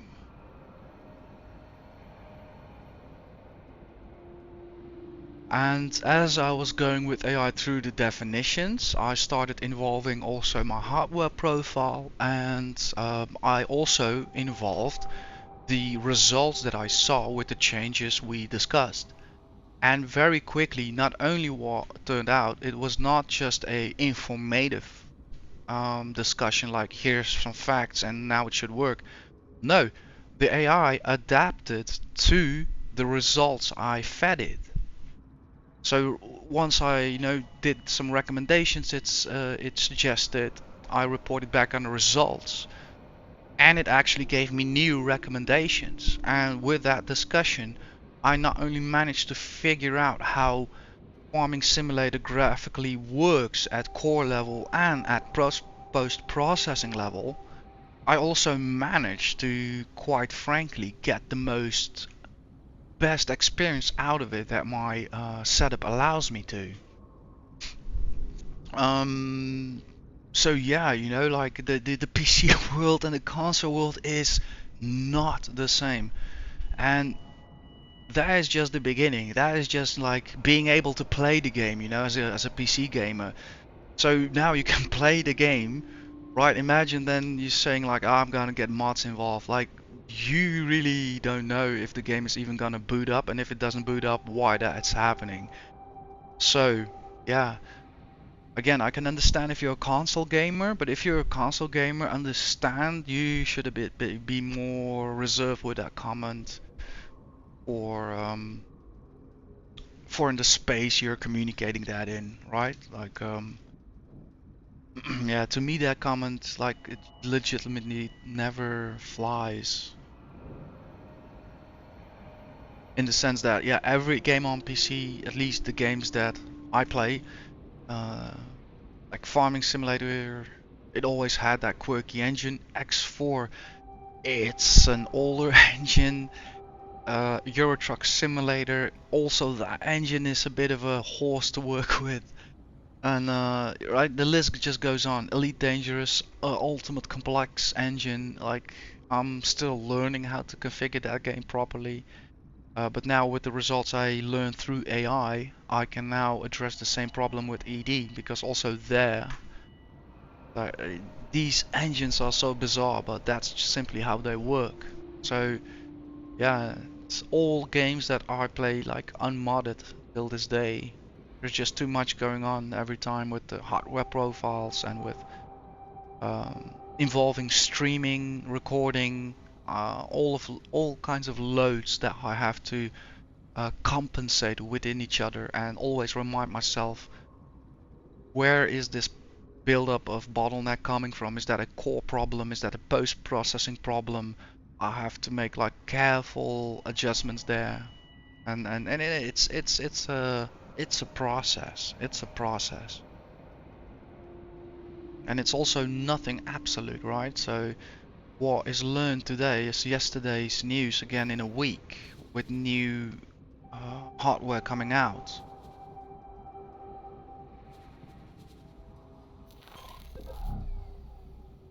Yeah, so to be honest, I don't think I'll ever come to that point where I'll be playing a modded playthrough, honestly, of X4. I think that is just a step too much for me. Um, because I know like the campaigns of the developers truly work. They've been tested. We bought their product for money, so that's a promise. With mods, I know there is, for instance, a Star Wars mod out there, with missions and all, but I'm not gonna invest like a year of my time to find out that there turns out to be something with my hardware profile and some kind of render or texture or something that doesn't work out, and the game crashes. And no, I'm I am seriously not going there.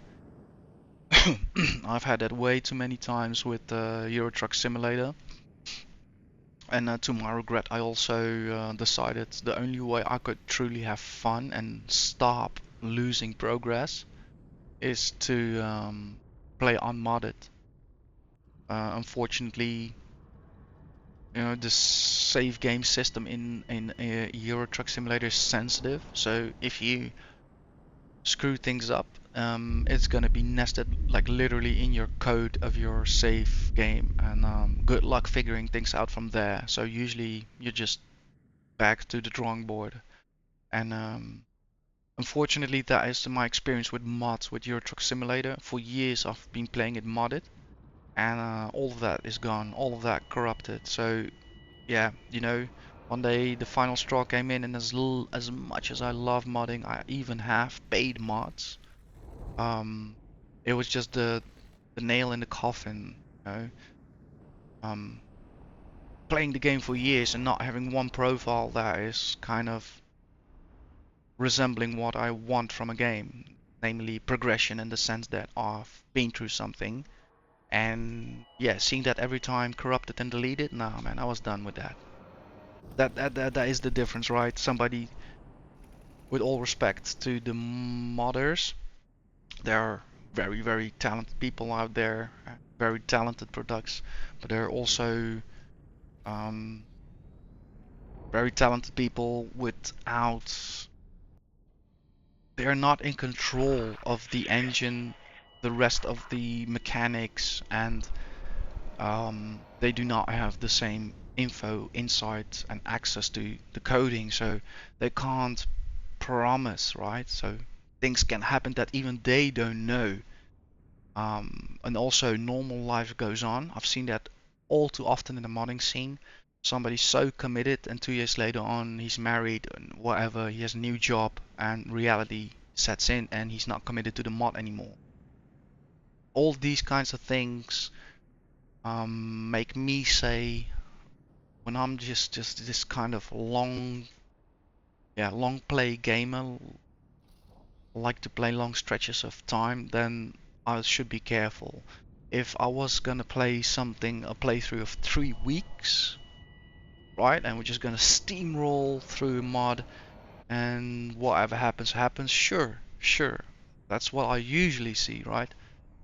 For instance, also Project Zombies, Project Zomboid, just survive 100 days and then it's done, and you can mod that and probably have no issues, right? Like I totally believe that, but when you let these kinds of modded code run for months and months and months, and version differences build up, the developer is not committed anymore because yeah, in the span of years things change.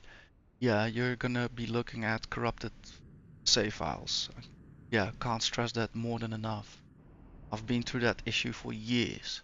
Skyrim, never finished it. Fallout 4, never finished it. Euro Truck Simulator, never finished it. All because I dove a bit too much into modding.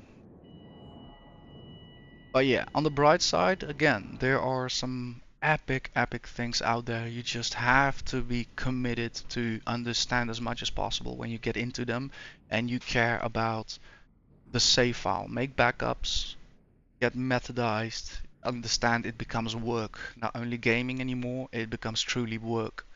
You have to put in the effort to keep the whole system uh, software-wise running, right?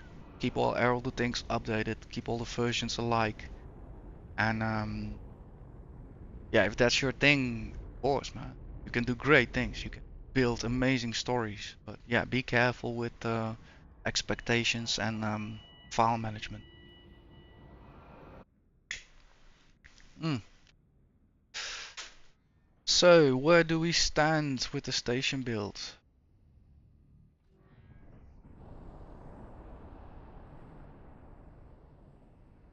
Okay, show me the station.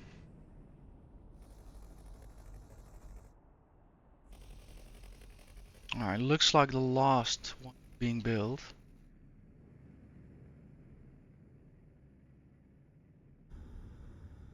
My coffee is cold again. I am gonna put on the kettle again, so I'll be ready for another event.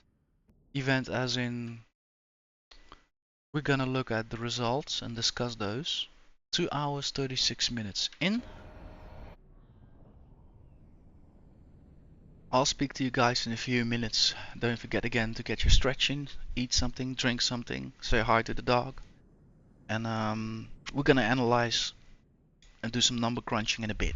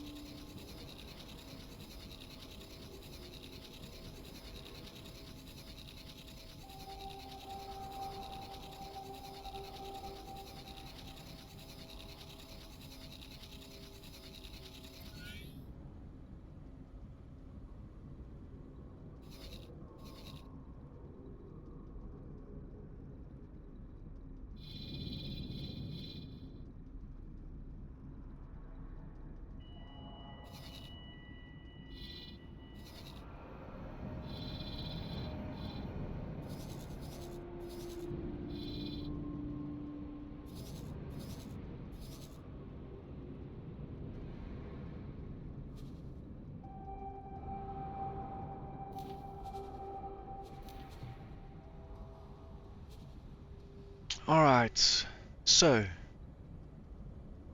we are now definitely making more than 90,000. Scrap continues to build up, and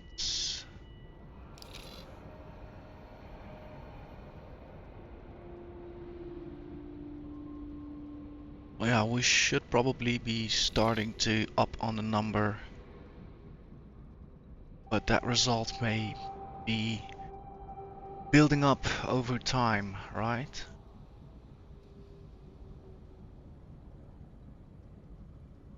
As the scrap metal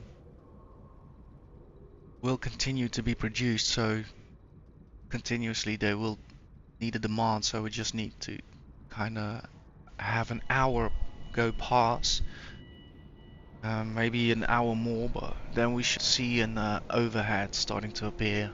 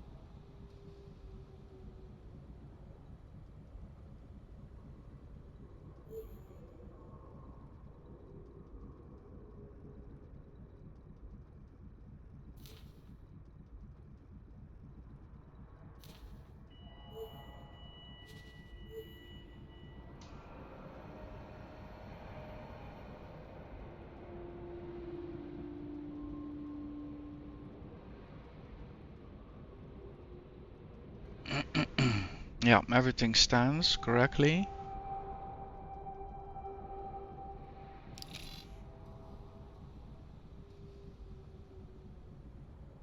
So it is truly just an issue of waiting until we run some time.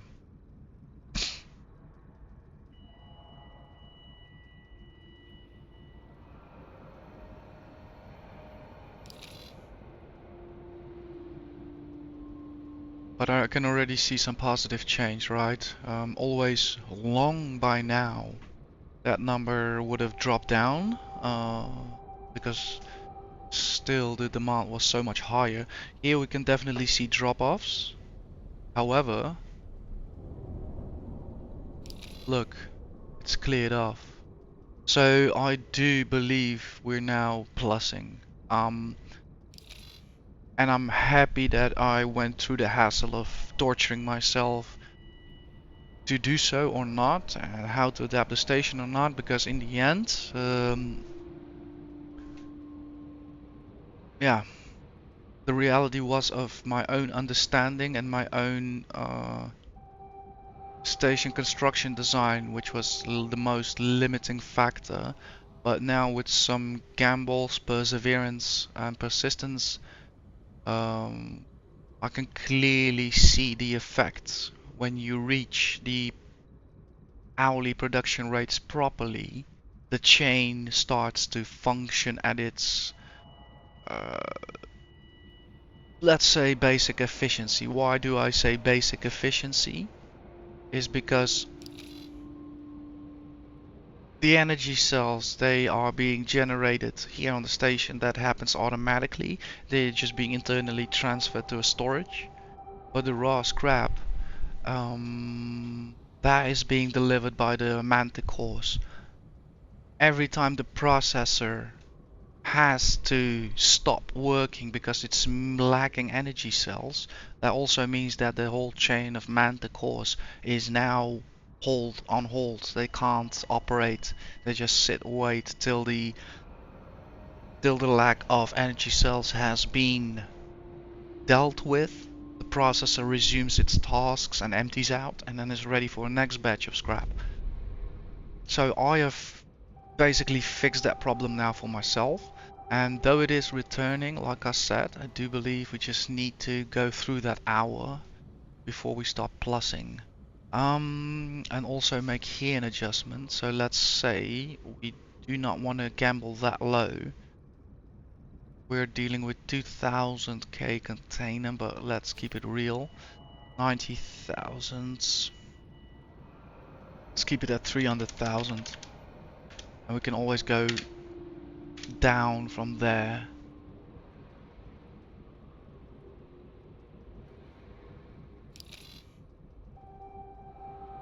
Find 90,000 as a limit just too low.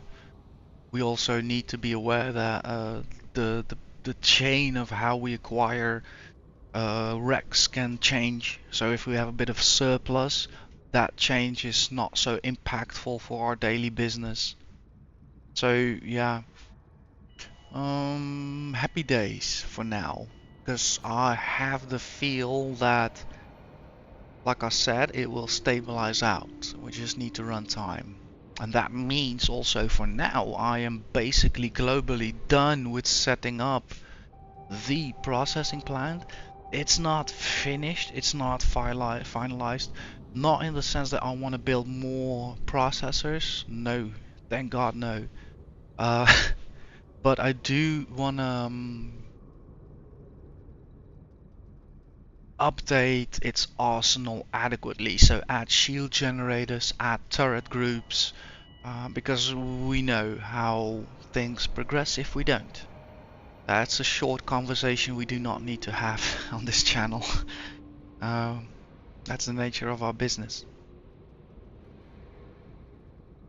So, I think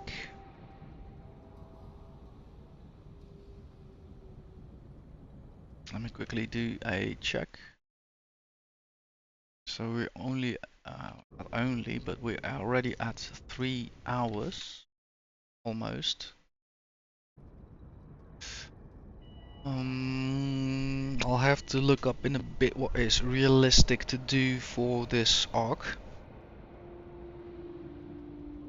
We have actually enough protection by the Tudor and the Destroyer, so that means that the lead ship, the carrier, and the yeah, that's it.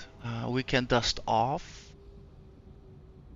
The rest of the work that needs to be done can be. Oh, however, I do need probably the team of traders to handle the affairs of me. Yeah, so I do think I'm gonna spend some time on that. I'm just gonna let it go over in my head for a few minutes because I do think, despite the fact that I basically have my hands free now again, there are still some elements I need to transfer or set up or manually manage that process. So I'm gonna overthink for a few minutes, just let kind of the feel sink in, and I'll make a decision. You'll see me going on the screen about that in a few. Right, I'm just gonna enjoy this process a bit and have a think. We'll speak in a few.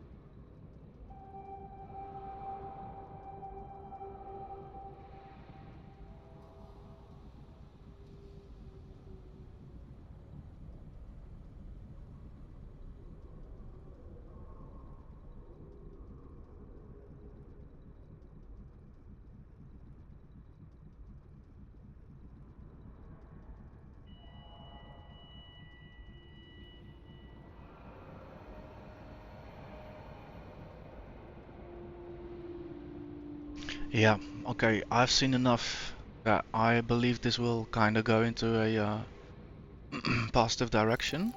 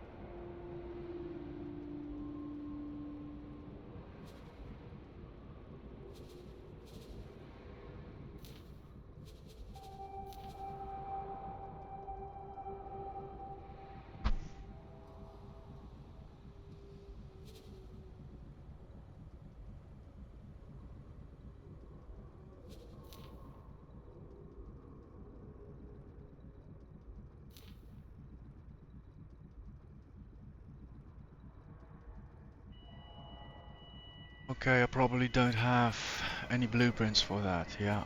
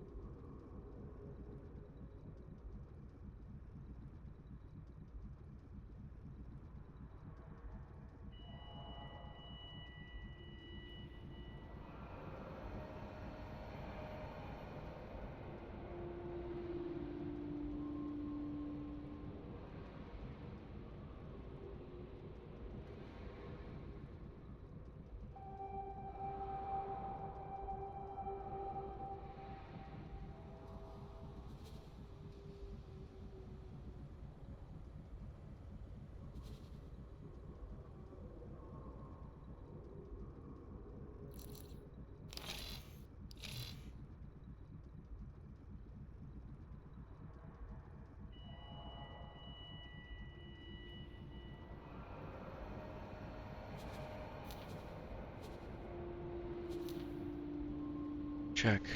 That means then for me that is probably a trip to Ionamus Zero.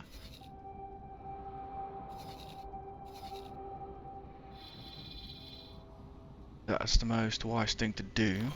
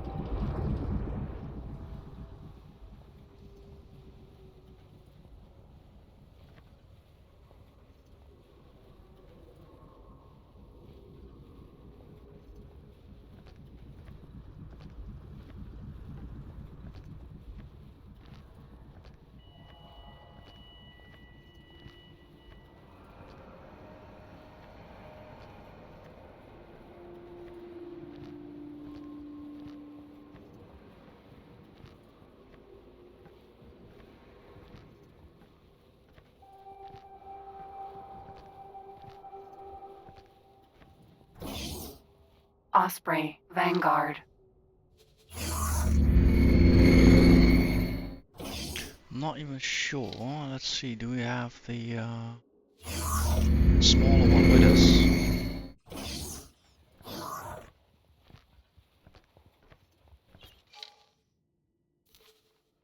Yes. I think it's more appropriate seeing the distances.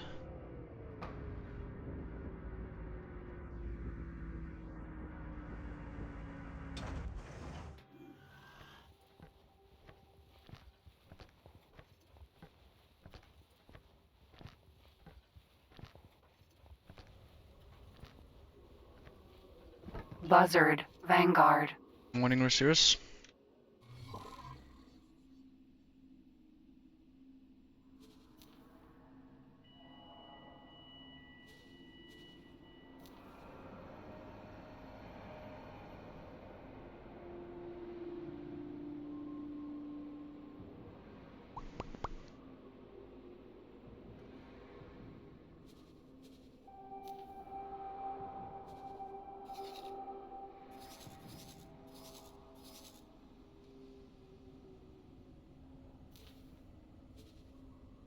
The ship will be undocking soon. At your leisure.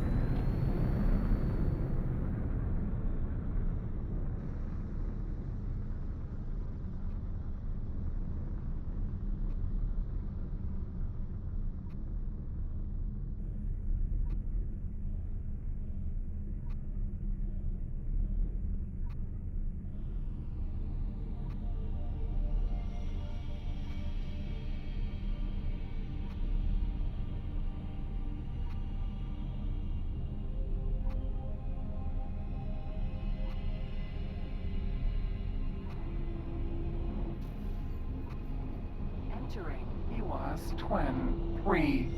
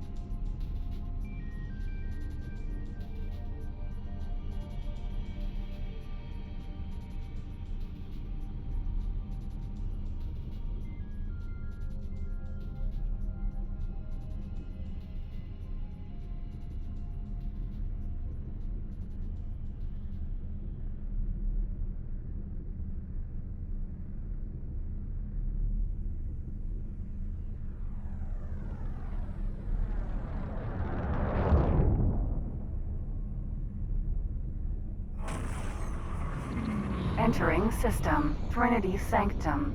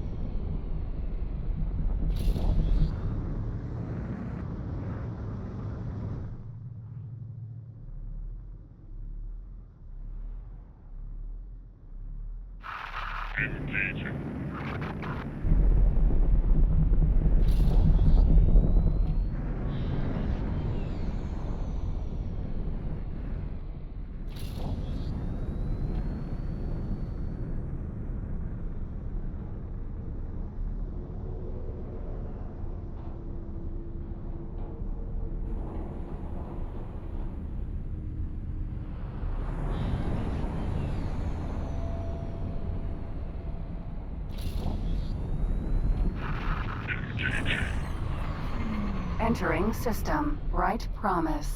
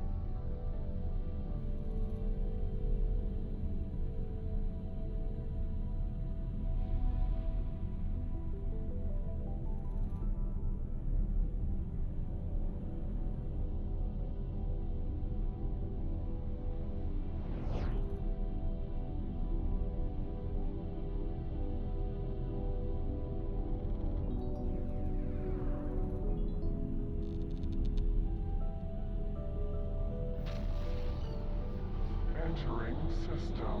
Yanamus Zura.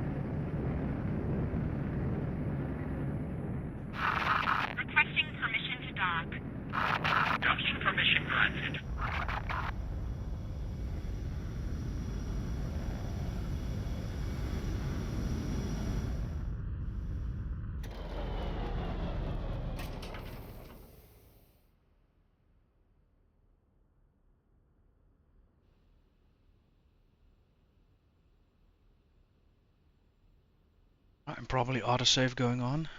Let's give it a burst.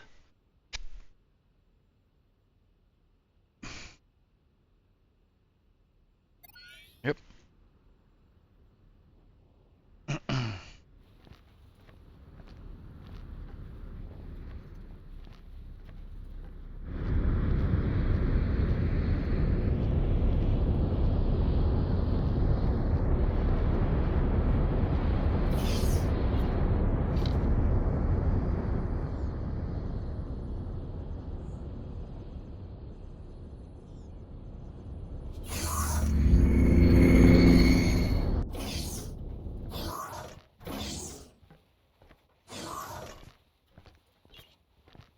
Captain.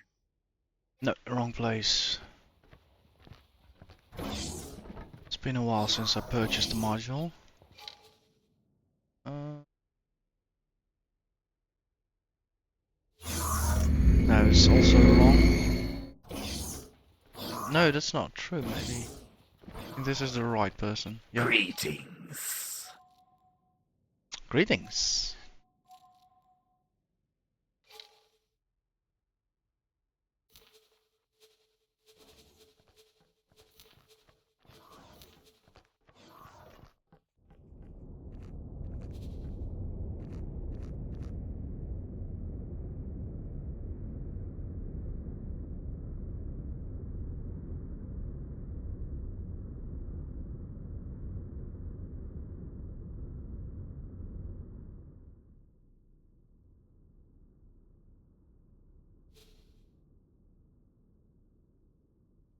Beam turret.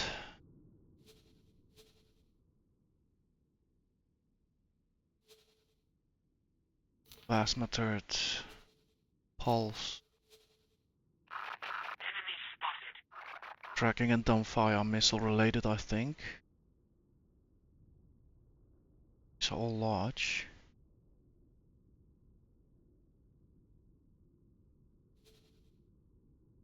Yeah, then I'm set.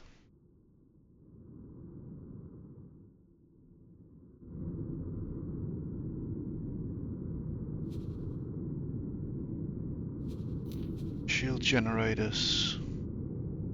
Large MK2s.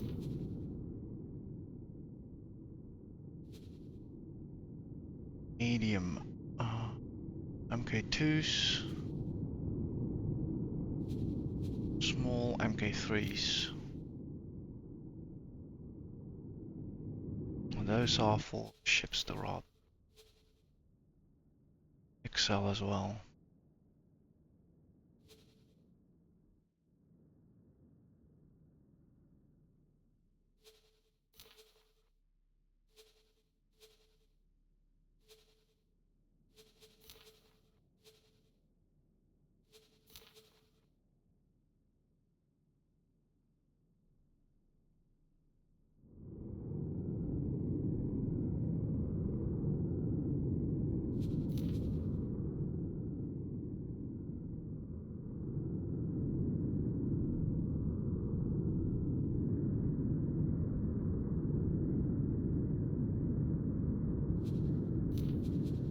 Okay, yeah, this is it.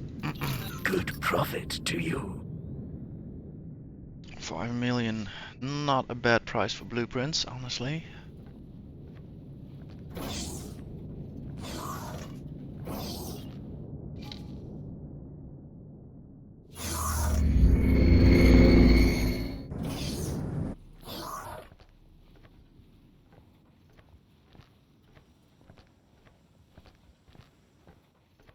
So I noticed earlier I had some split modules.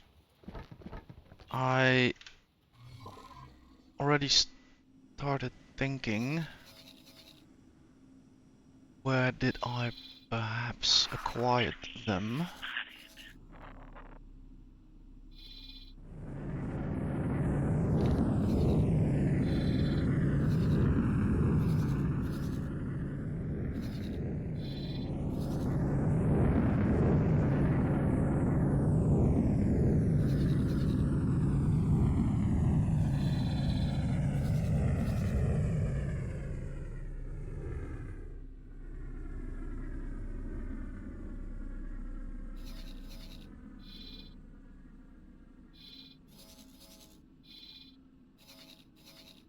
will be a hard one to remember.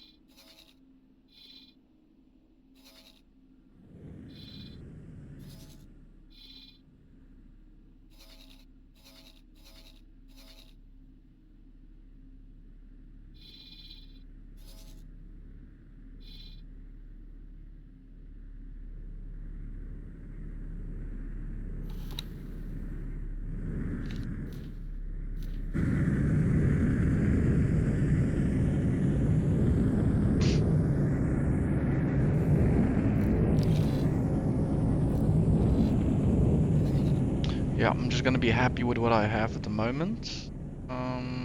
Let's see.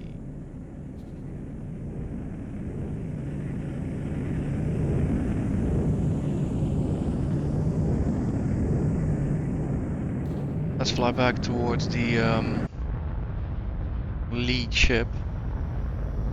The ship will be undocking soon. Copy that.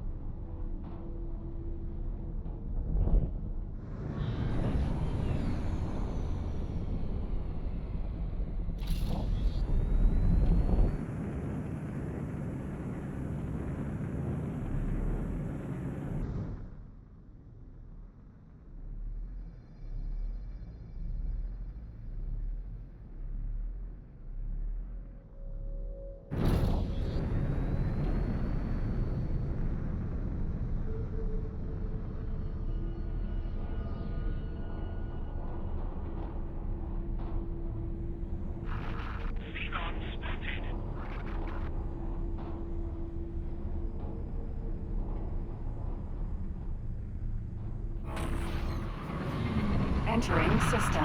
Right promise.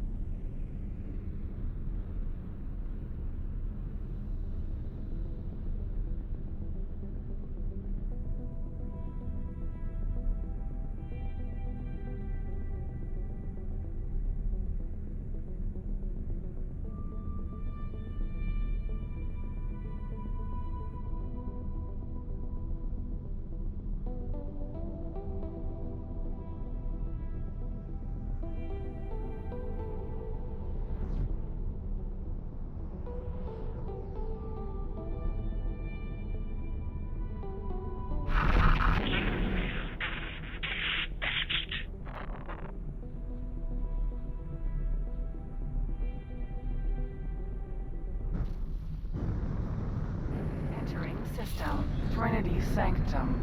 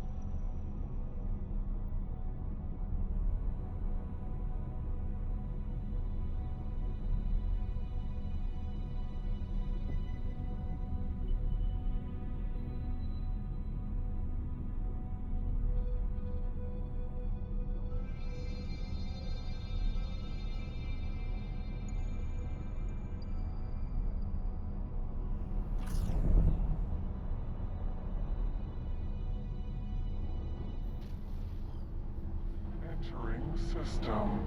EWAS twin.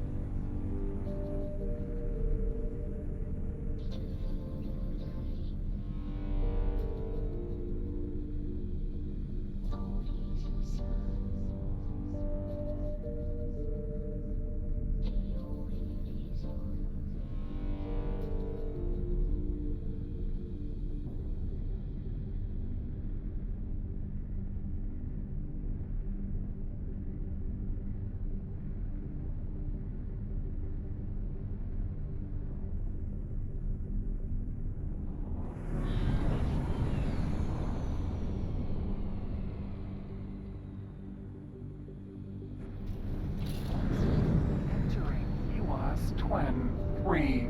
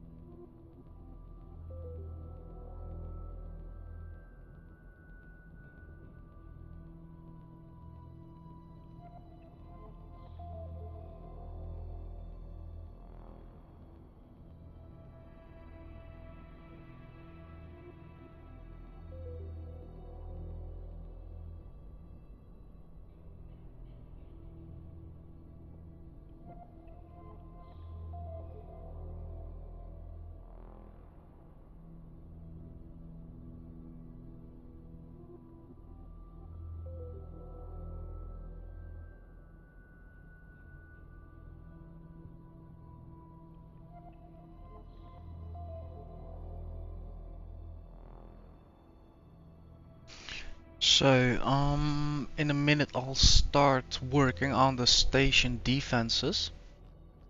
I've seen enough reason to continue so, and I also now have the blueprints to do so. I'm gonna just make another kettle,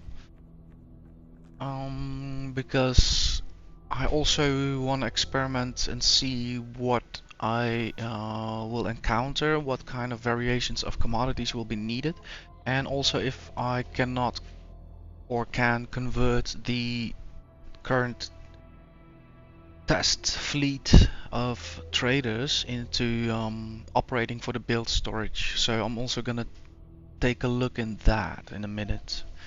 So I'm gonna put the kettle on because I know that will probably take me another hour to have a look at all of that. Alright, speak to you in a bit.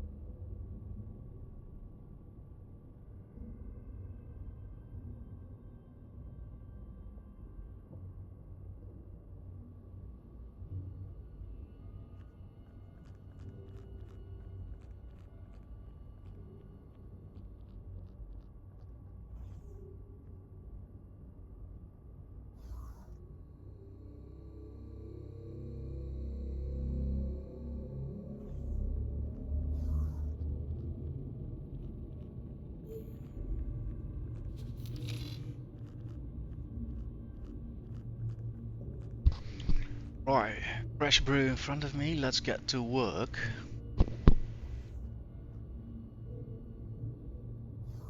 So I'll start in a bit of a logical order and work my way through the station. First, let's see the scrap processes themselves. They're kind of on opposite sides. Yes.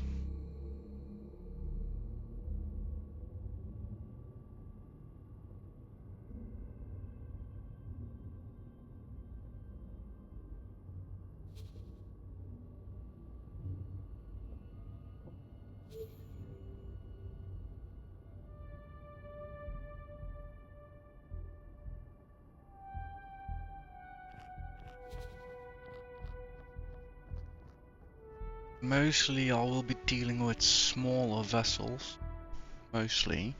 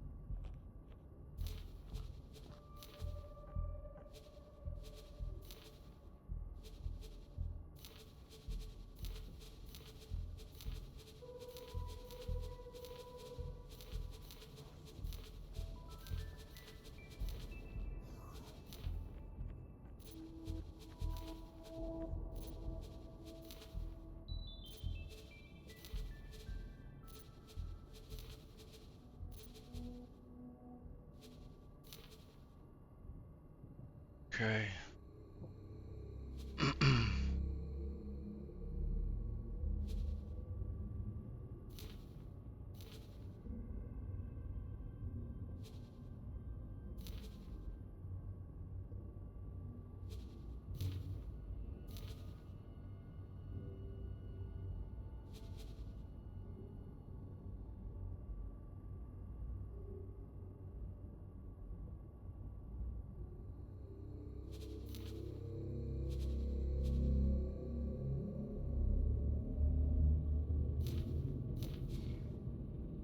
Arch plasma turret rotation speed 19, pulse 19, beam 19, so that doesn't matter. And I would say let's go for the more powerful punch, being the... Well, let's wait. What is the projectile speed? 440? Beams are instant, pulse 2000. Then we had medium beams, those are instant as well. To be honest, I'll go for beams as well, to be honest. At least we'll know we won't be wasting our shots. And from there progress with knowledge about weapon outputs and damage once we get to that stage, but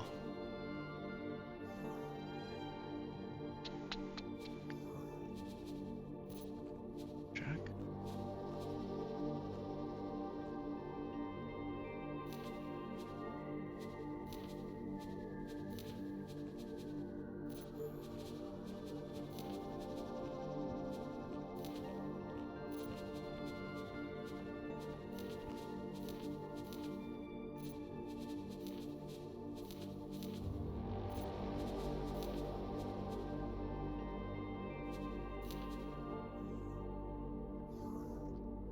action.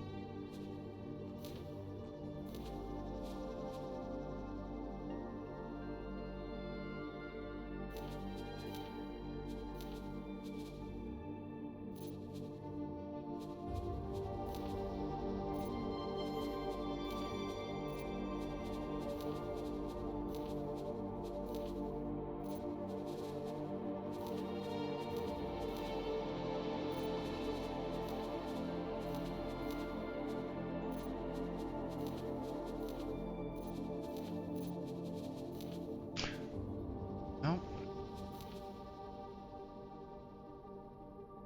Action, fence bridge.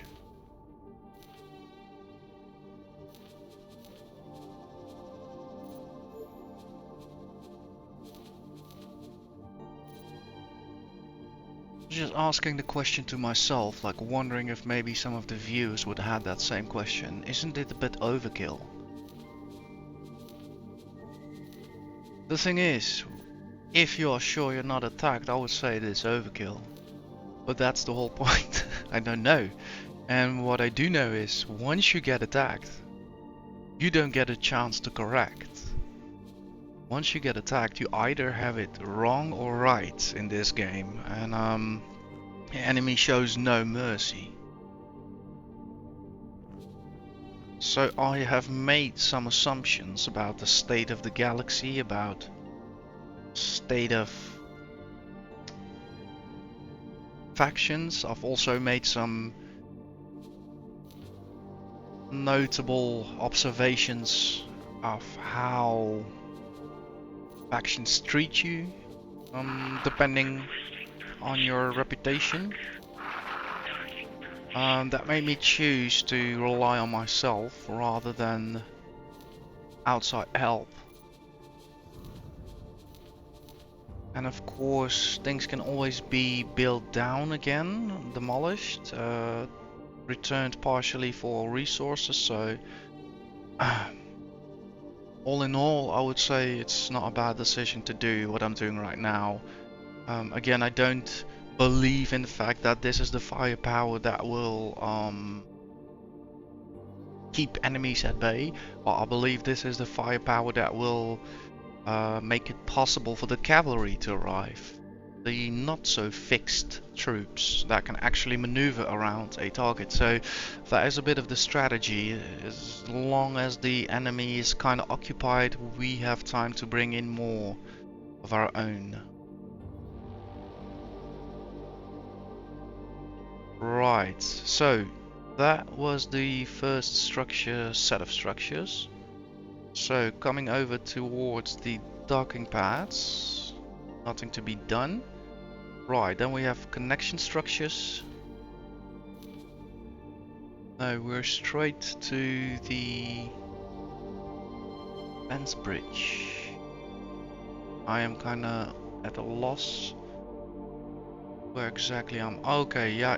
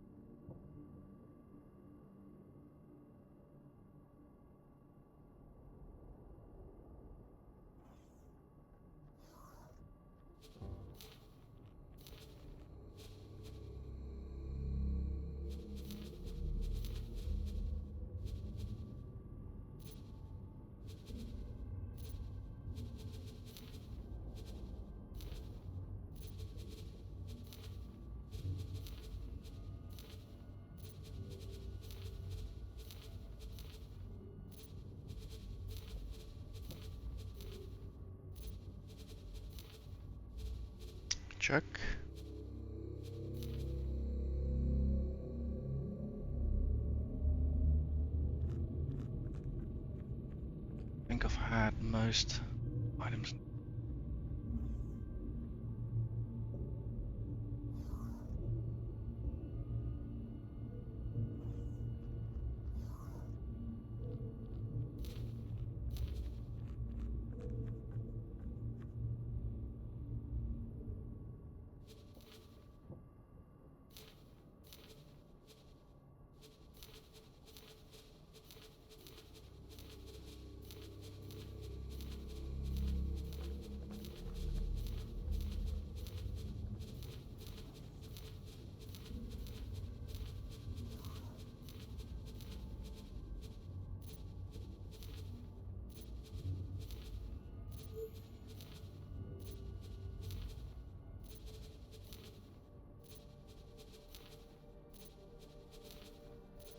Check, check, check. Confirm loadout.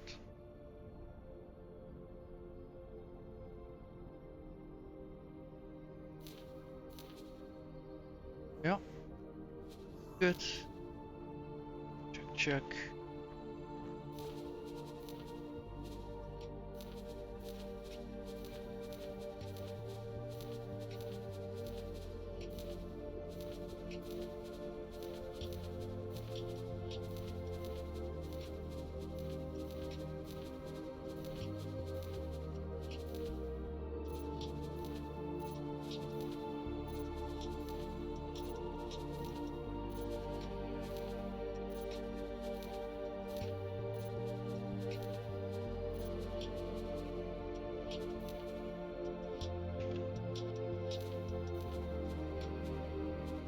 Okay.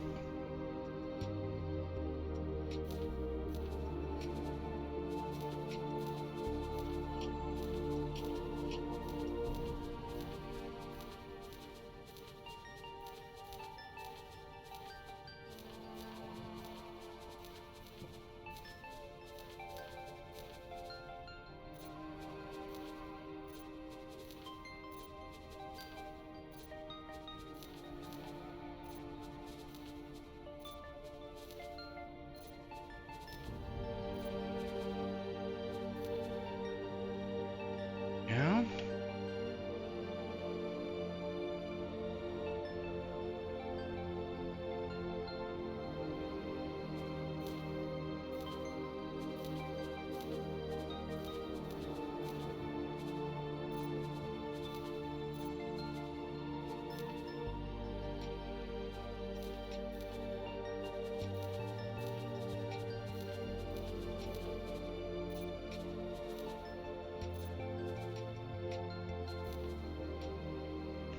Yeah, that was those two.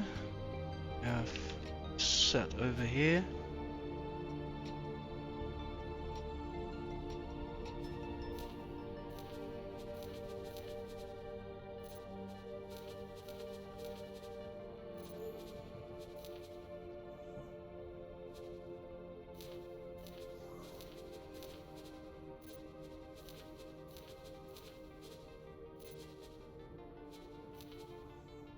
Check.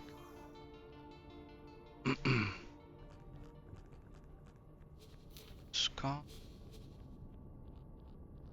Structure can't either.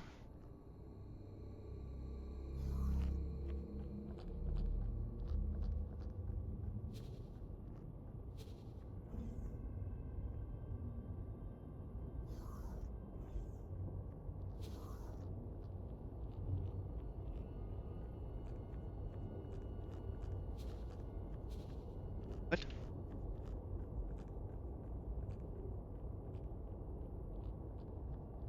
No, please, please, please don't. Just going.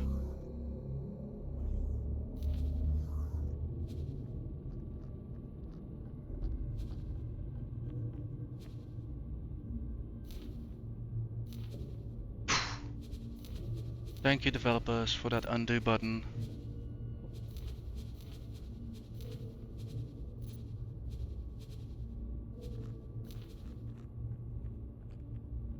Think they run into that problem themselves. Hey Bill, how are you doing? Yeah man, great. Nearly done. Bill, are you alright? No, I need to recode something.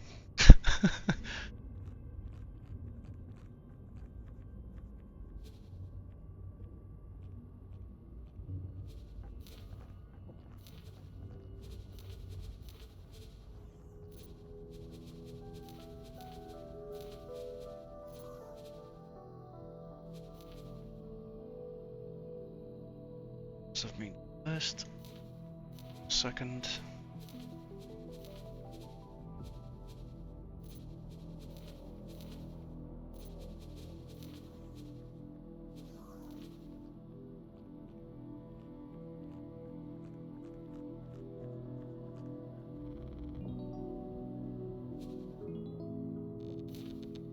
Yeah, can't do anything. Check. I probably moved it. That's what I think happened. I don't know. I don't want to know. Yeah, I don't want to know.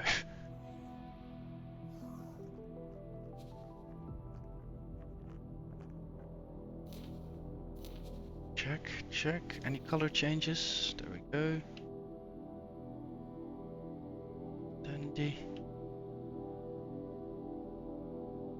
Right, let's run it from the top again. So we've done these two. We've done these pieces in between. Storages we've done. Energy cells we've done. And that's it. So let me quickly run a check on these modules. Yeah, all is registered, so I believe the undo worked out fine. Okay. So yes, yeah. Moved modules.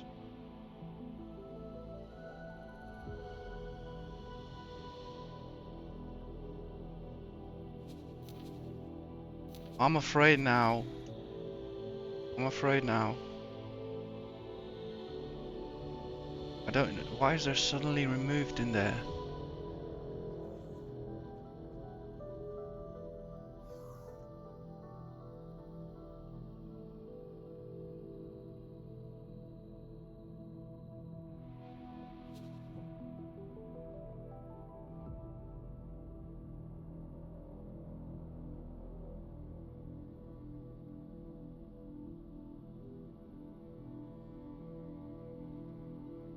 When in the process did that occur?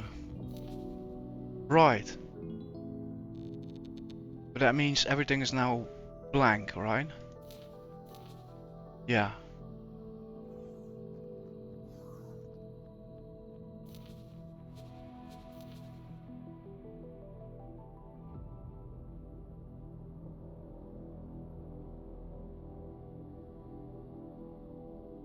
Yeah, I'm not gonna chance this, to be honest. Sorry, guys. This is too much effort to do wrong. Yeah.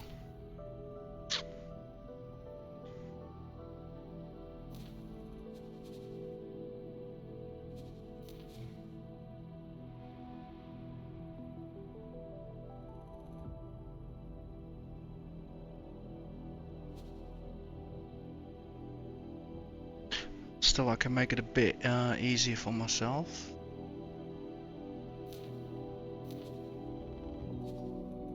Let's see.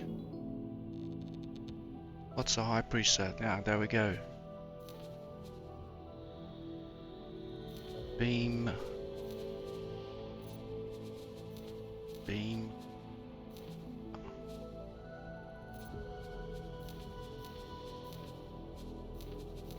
Check. Then we're gonna store that one. All beam. It's just beam.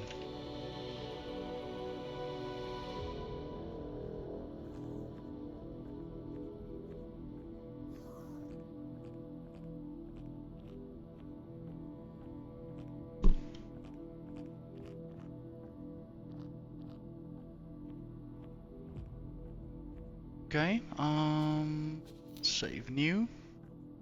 Gonna confirm this one. The loadouts. MK1. Confirm that one. Disk defense.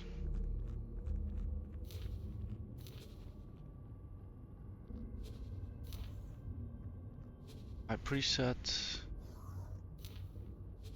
Oh, there is no preset.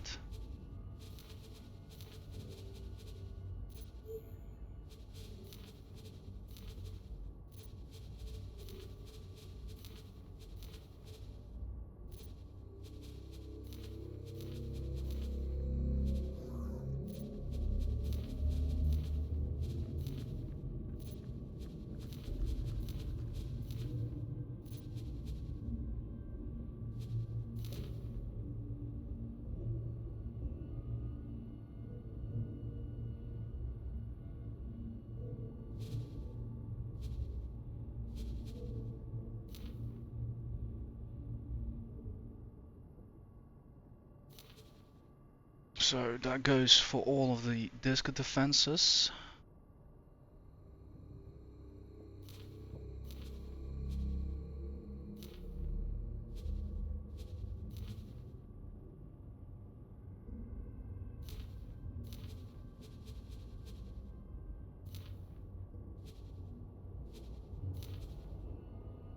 Check. Then we have these puppies. Shouldn't click that. I think that's what went wrong now, because I make this click and then probably I adjusted one of the structures lines, severus. Yeah, like impacting the connection in between. So if I just don't click, do a right mouse click from the top, that should keep me out of the trouble. Right, at least I learned that today.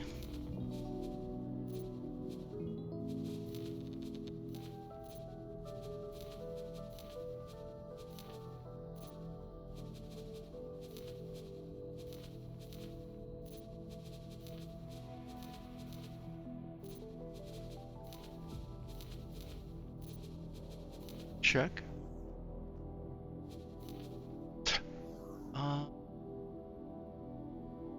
Go back. Yeah. Check. Confirm loadout. Next up. Okay, one.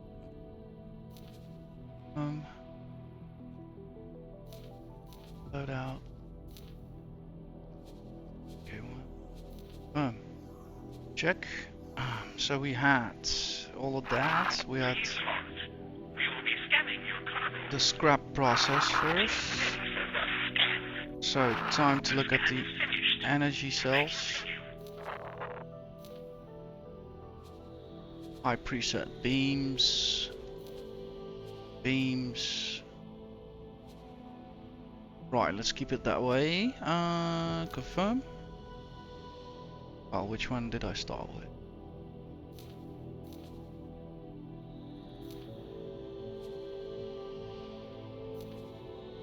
That one is done.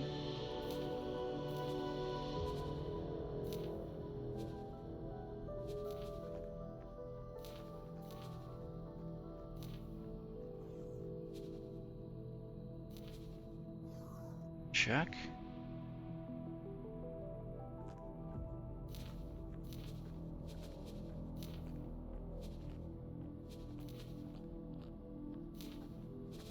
Right, and I see right now nothing is being removed, so I'm so happy I just did not delete 5 hours of my work. When in doubt, escape out.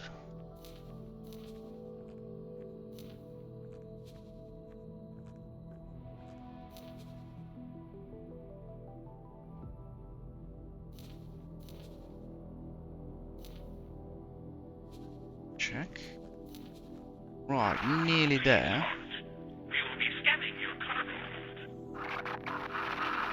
This side as well.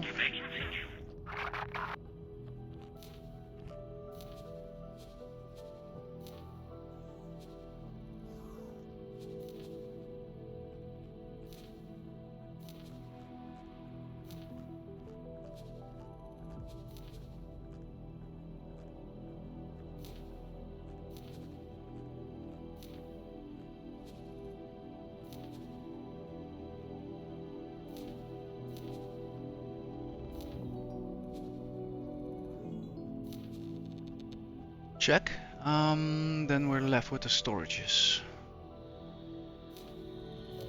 Load out. Let's delete that one. My preset gives us themes over the entire spectrum, it seems. Okay, I'm gonna live with that.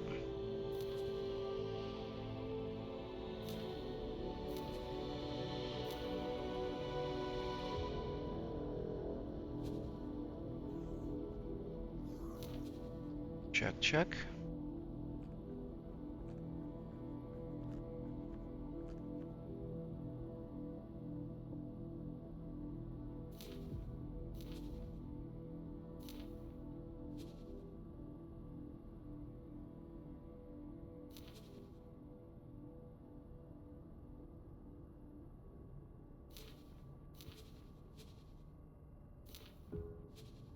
Check, check. Okay. Quickly gonna refresh just to be sure with the last one. Edits, confirm. Yep, that one got a color too. Yeah, so only the docks and the connection pieces are not updated as expected.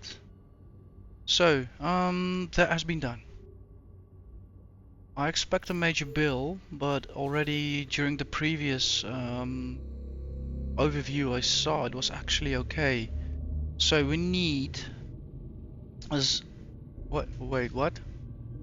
Of course I'm an idiot because now everything is fine. So confirm module changes. Yeah, now we see the the real amount. So there we go. Advanced electronics, claytronics are not needed. We need energy cells, field coils, hull parts. We don't need hull parts actually. So not many components, but still a few that I say can somebody else do that please? Oh. Right.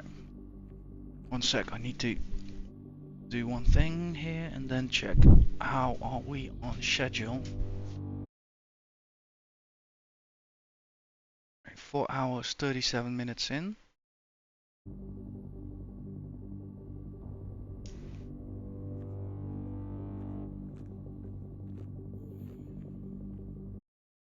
Yeah.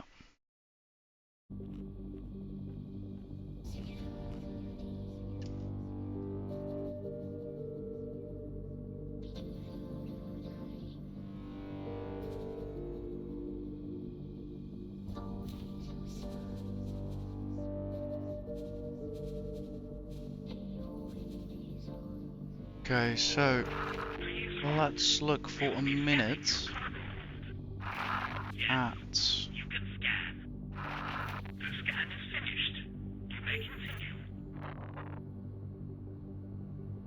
the trade rule.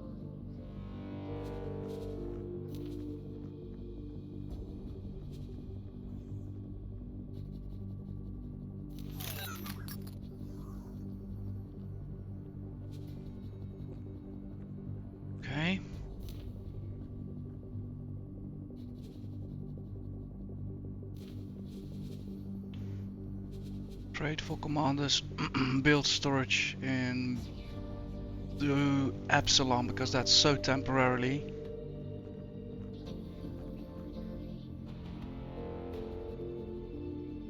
Alright, let's see if you manage to connect.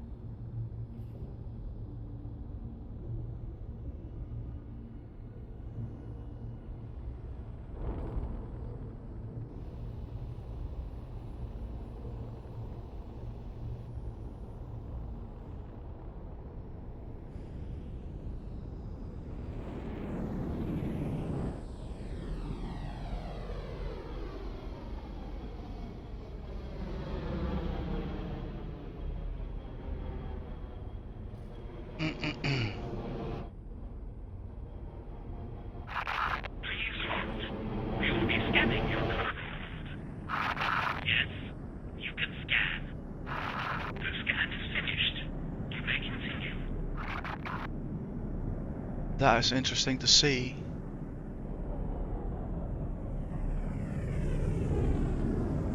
Repair. I did not expect that.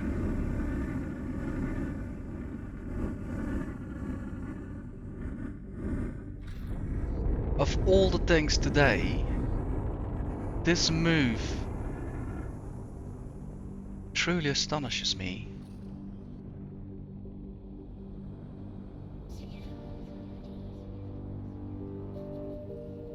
Wow.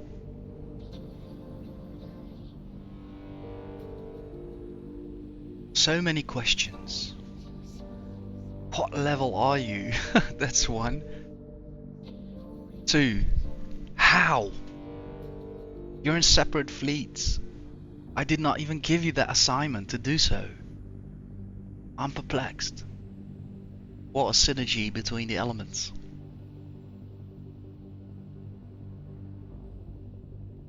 Slowly but surely this company is starting to become something.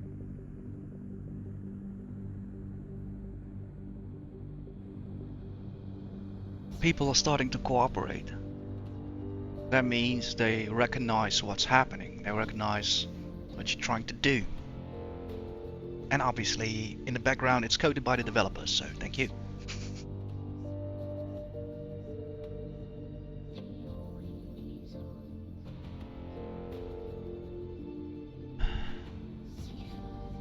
Well, he's on the right set though. Advanced electronics, energy cells, field coils, shield components, turret components. I thought we didn't need advanced electronics though.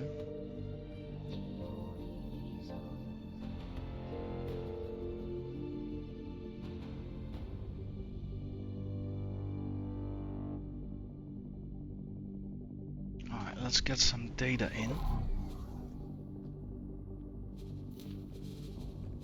No, let's keep it at him.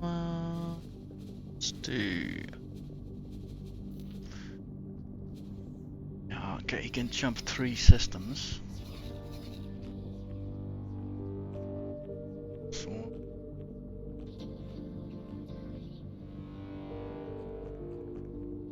might be just a bit problematic.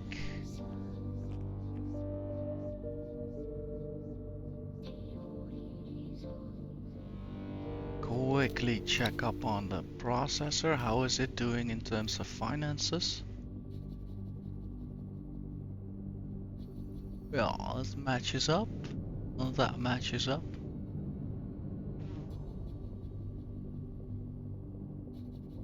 Station trades. Let's disable that. Please hold.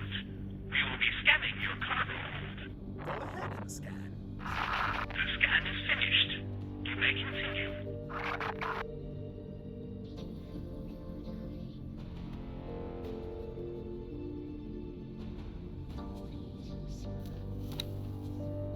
Yep, let's give you a bump.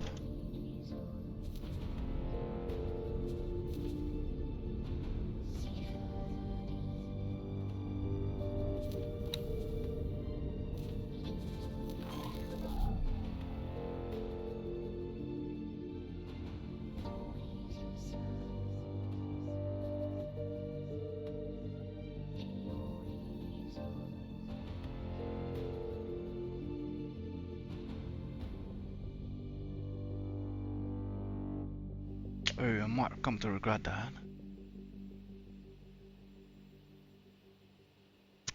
No, not per se.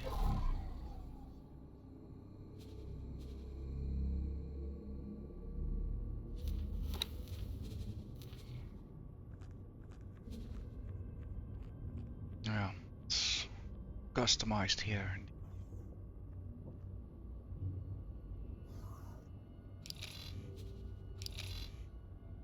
Scrap.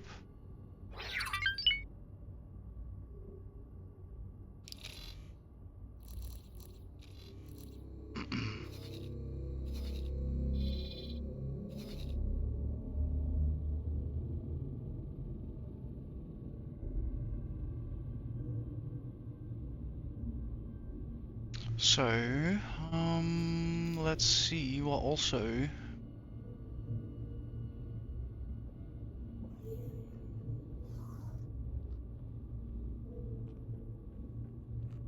It's good, it's good.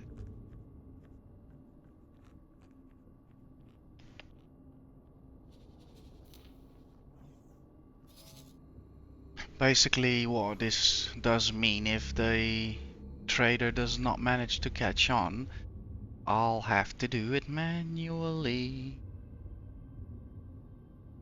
Out of range.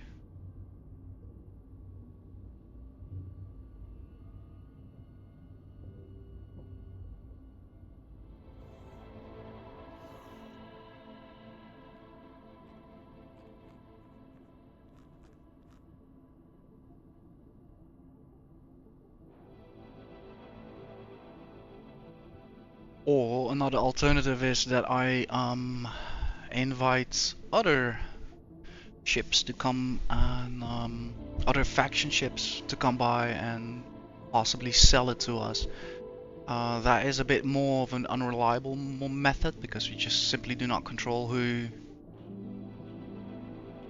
and when chooses to help you out. So it might be a mix, but I think if this current method does not work, I think the best thing for me to do is reserve any action till next session and start with a clear mind, clear head.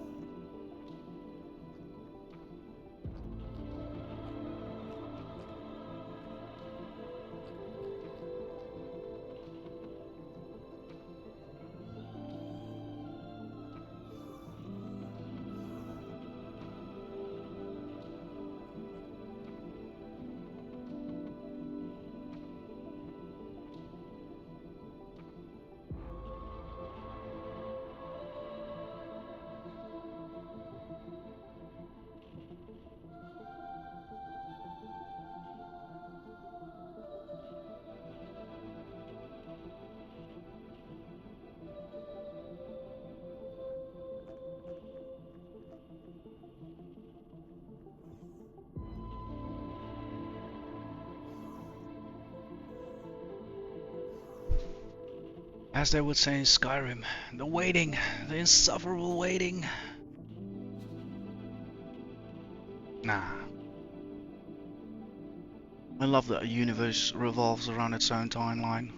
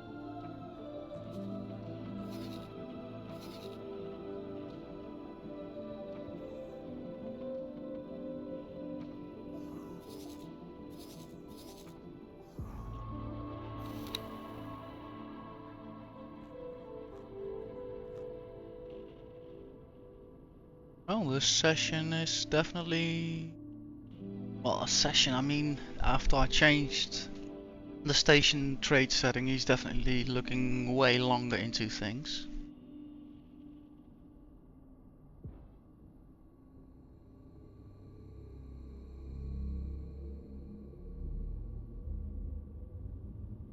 Surprise me, surprise me.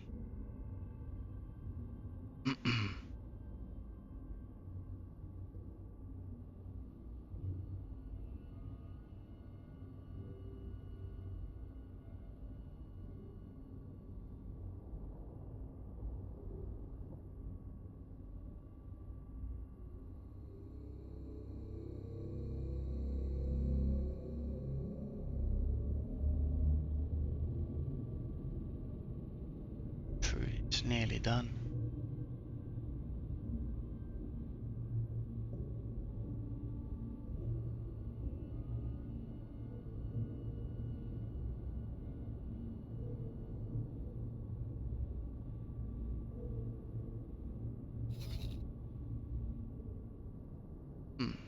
That's thick fuzz leak.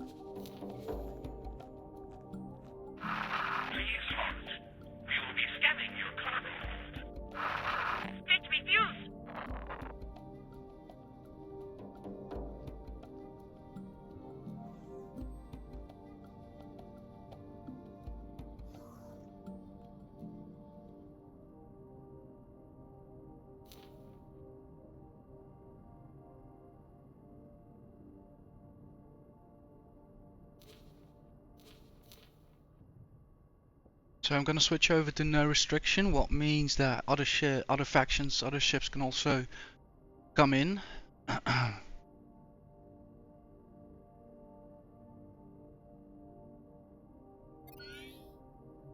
And I'm also gonna remember for myself to look up what this exactly does, because I don't think unless the trade will resume I'll discover otherwise. I'm not really sure what the global price modifier is. I adapted it, so now with the restrictions lifted, okay, that sounds like a connect in a way. Accept new estimates, or that might have been that. Check.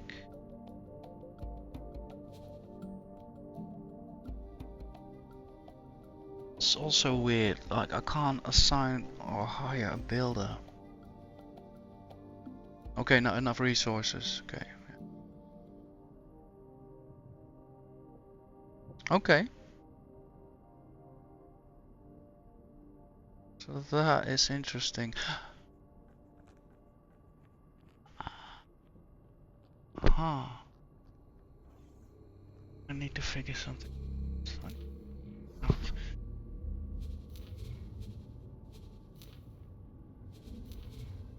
Global order.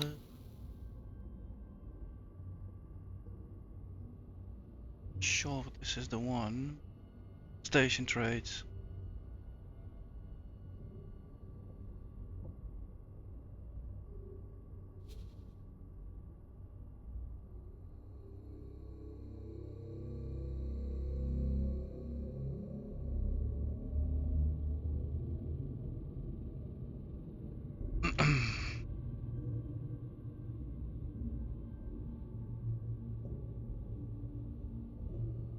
Okay, so indeed all factions are therefore restricted. Yeah, it's...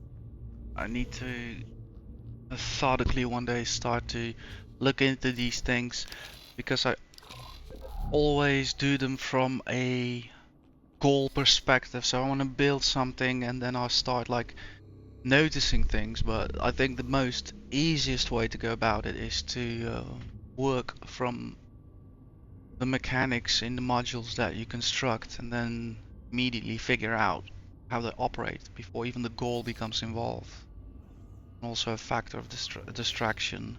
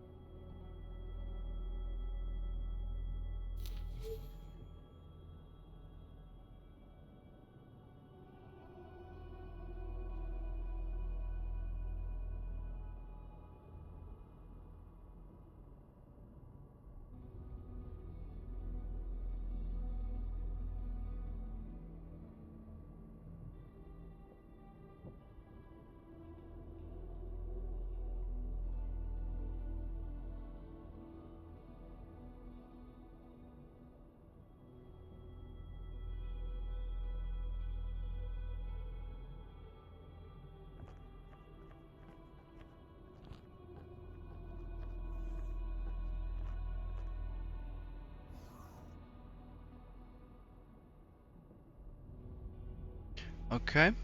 For now, let's expand the fleet a bit.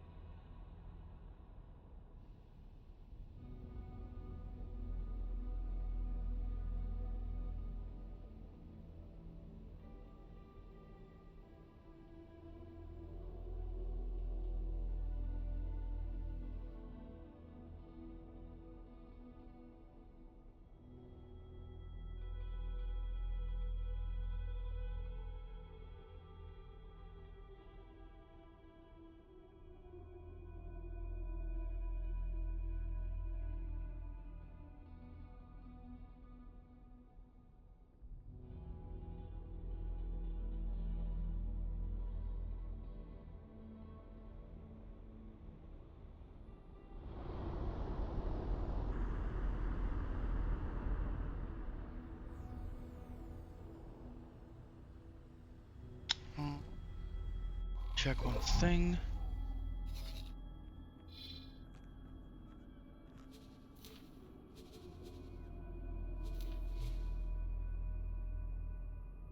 Still only our ships. Check.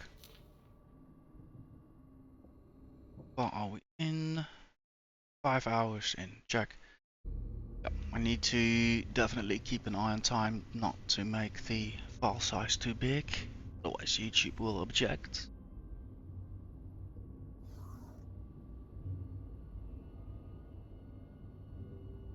He hits rock bottom. This is interesting.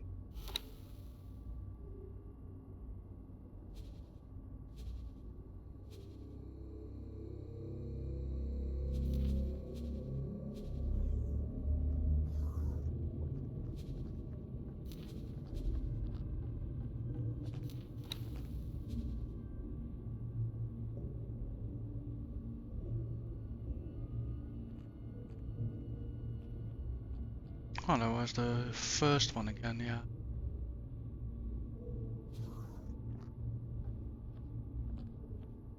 Energy cells. It feels like indeed a setting that I restore to no restrictions that kind of applies to what kind of stations they're allowed to dock.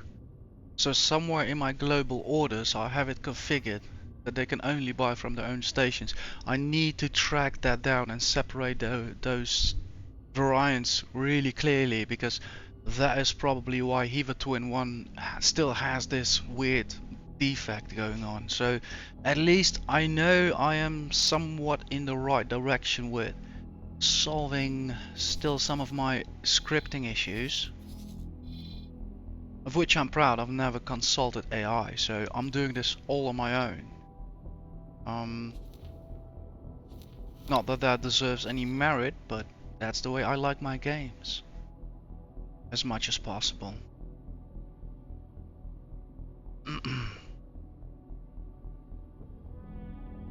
Like Elite Dangerous is just on another level. There are so many systems, so custom designed. You just have to make the choice: do I want to progress in the overall goal of the game, or do I really enjoy figuring out why simply a module just fails to work? And then when you find out how to operate that module, you're like, yeah, the chances of me guessing that are slim, so I just better read that kind of info.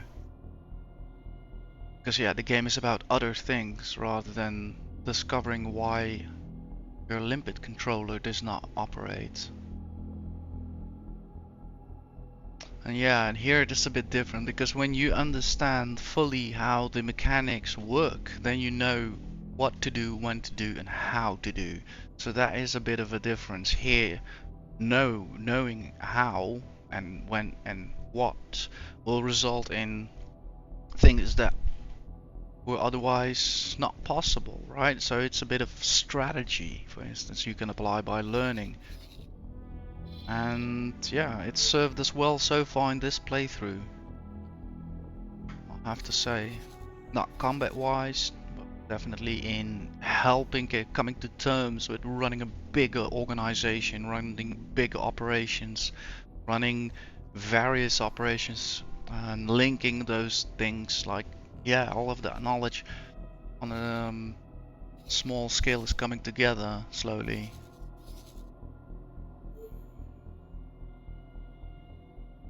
Yeah, two still searching. Guys, I think it's best for today to just let that all slide, in the sense that if it works, and next episode, the 100th episode, I am gonna take things with a clear head again. So let's quit it with this today. We've done amazing work. Look, I see another plane. It's probably connecting container. And ow.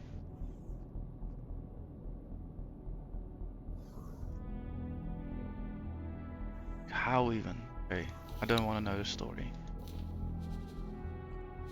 Build. Check.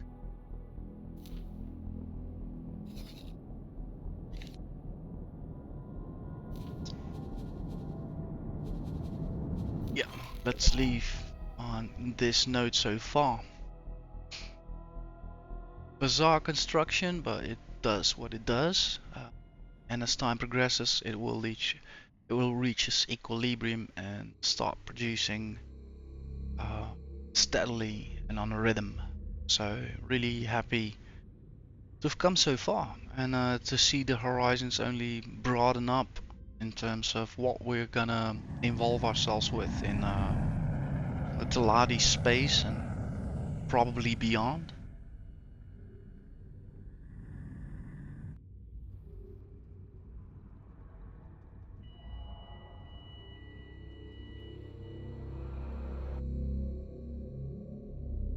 Alright guys, let's wrap it up.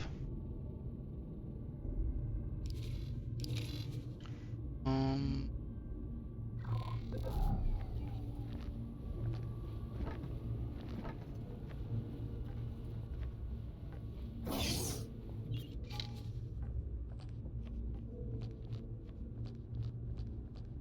Recorders. Anyway, so blasted through a few millions, but all within budget and within limits. So 82. I am definitely happy with all the progress. Can't say otherwise. And it's all now stored onto a file and pushed into the cloud. Thank you, Steam.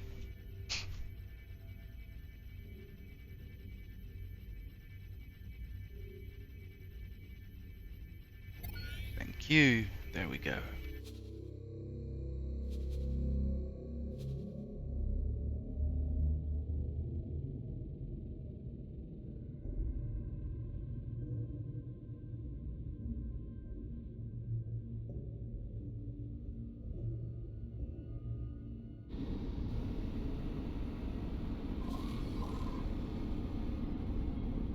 Alright.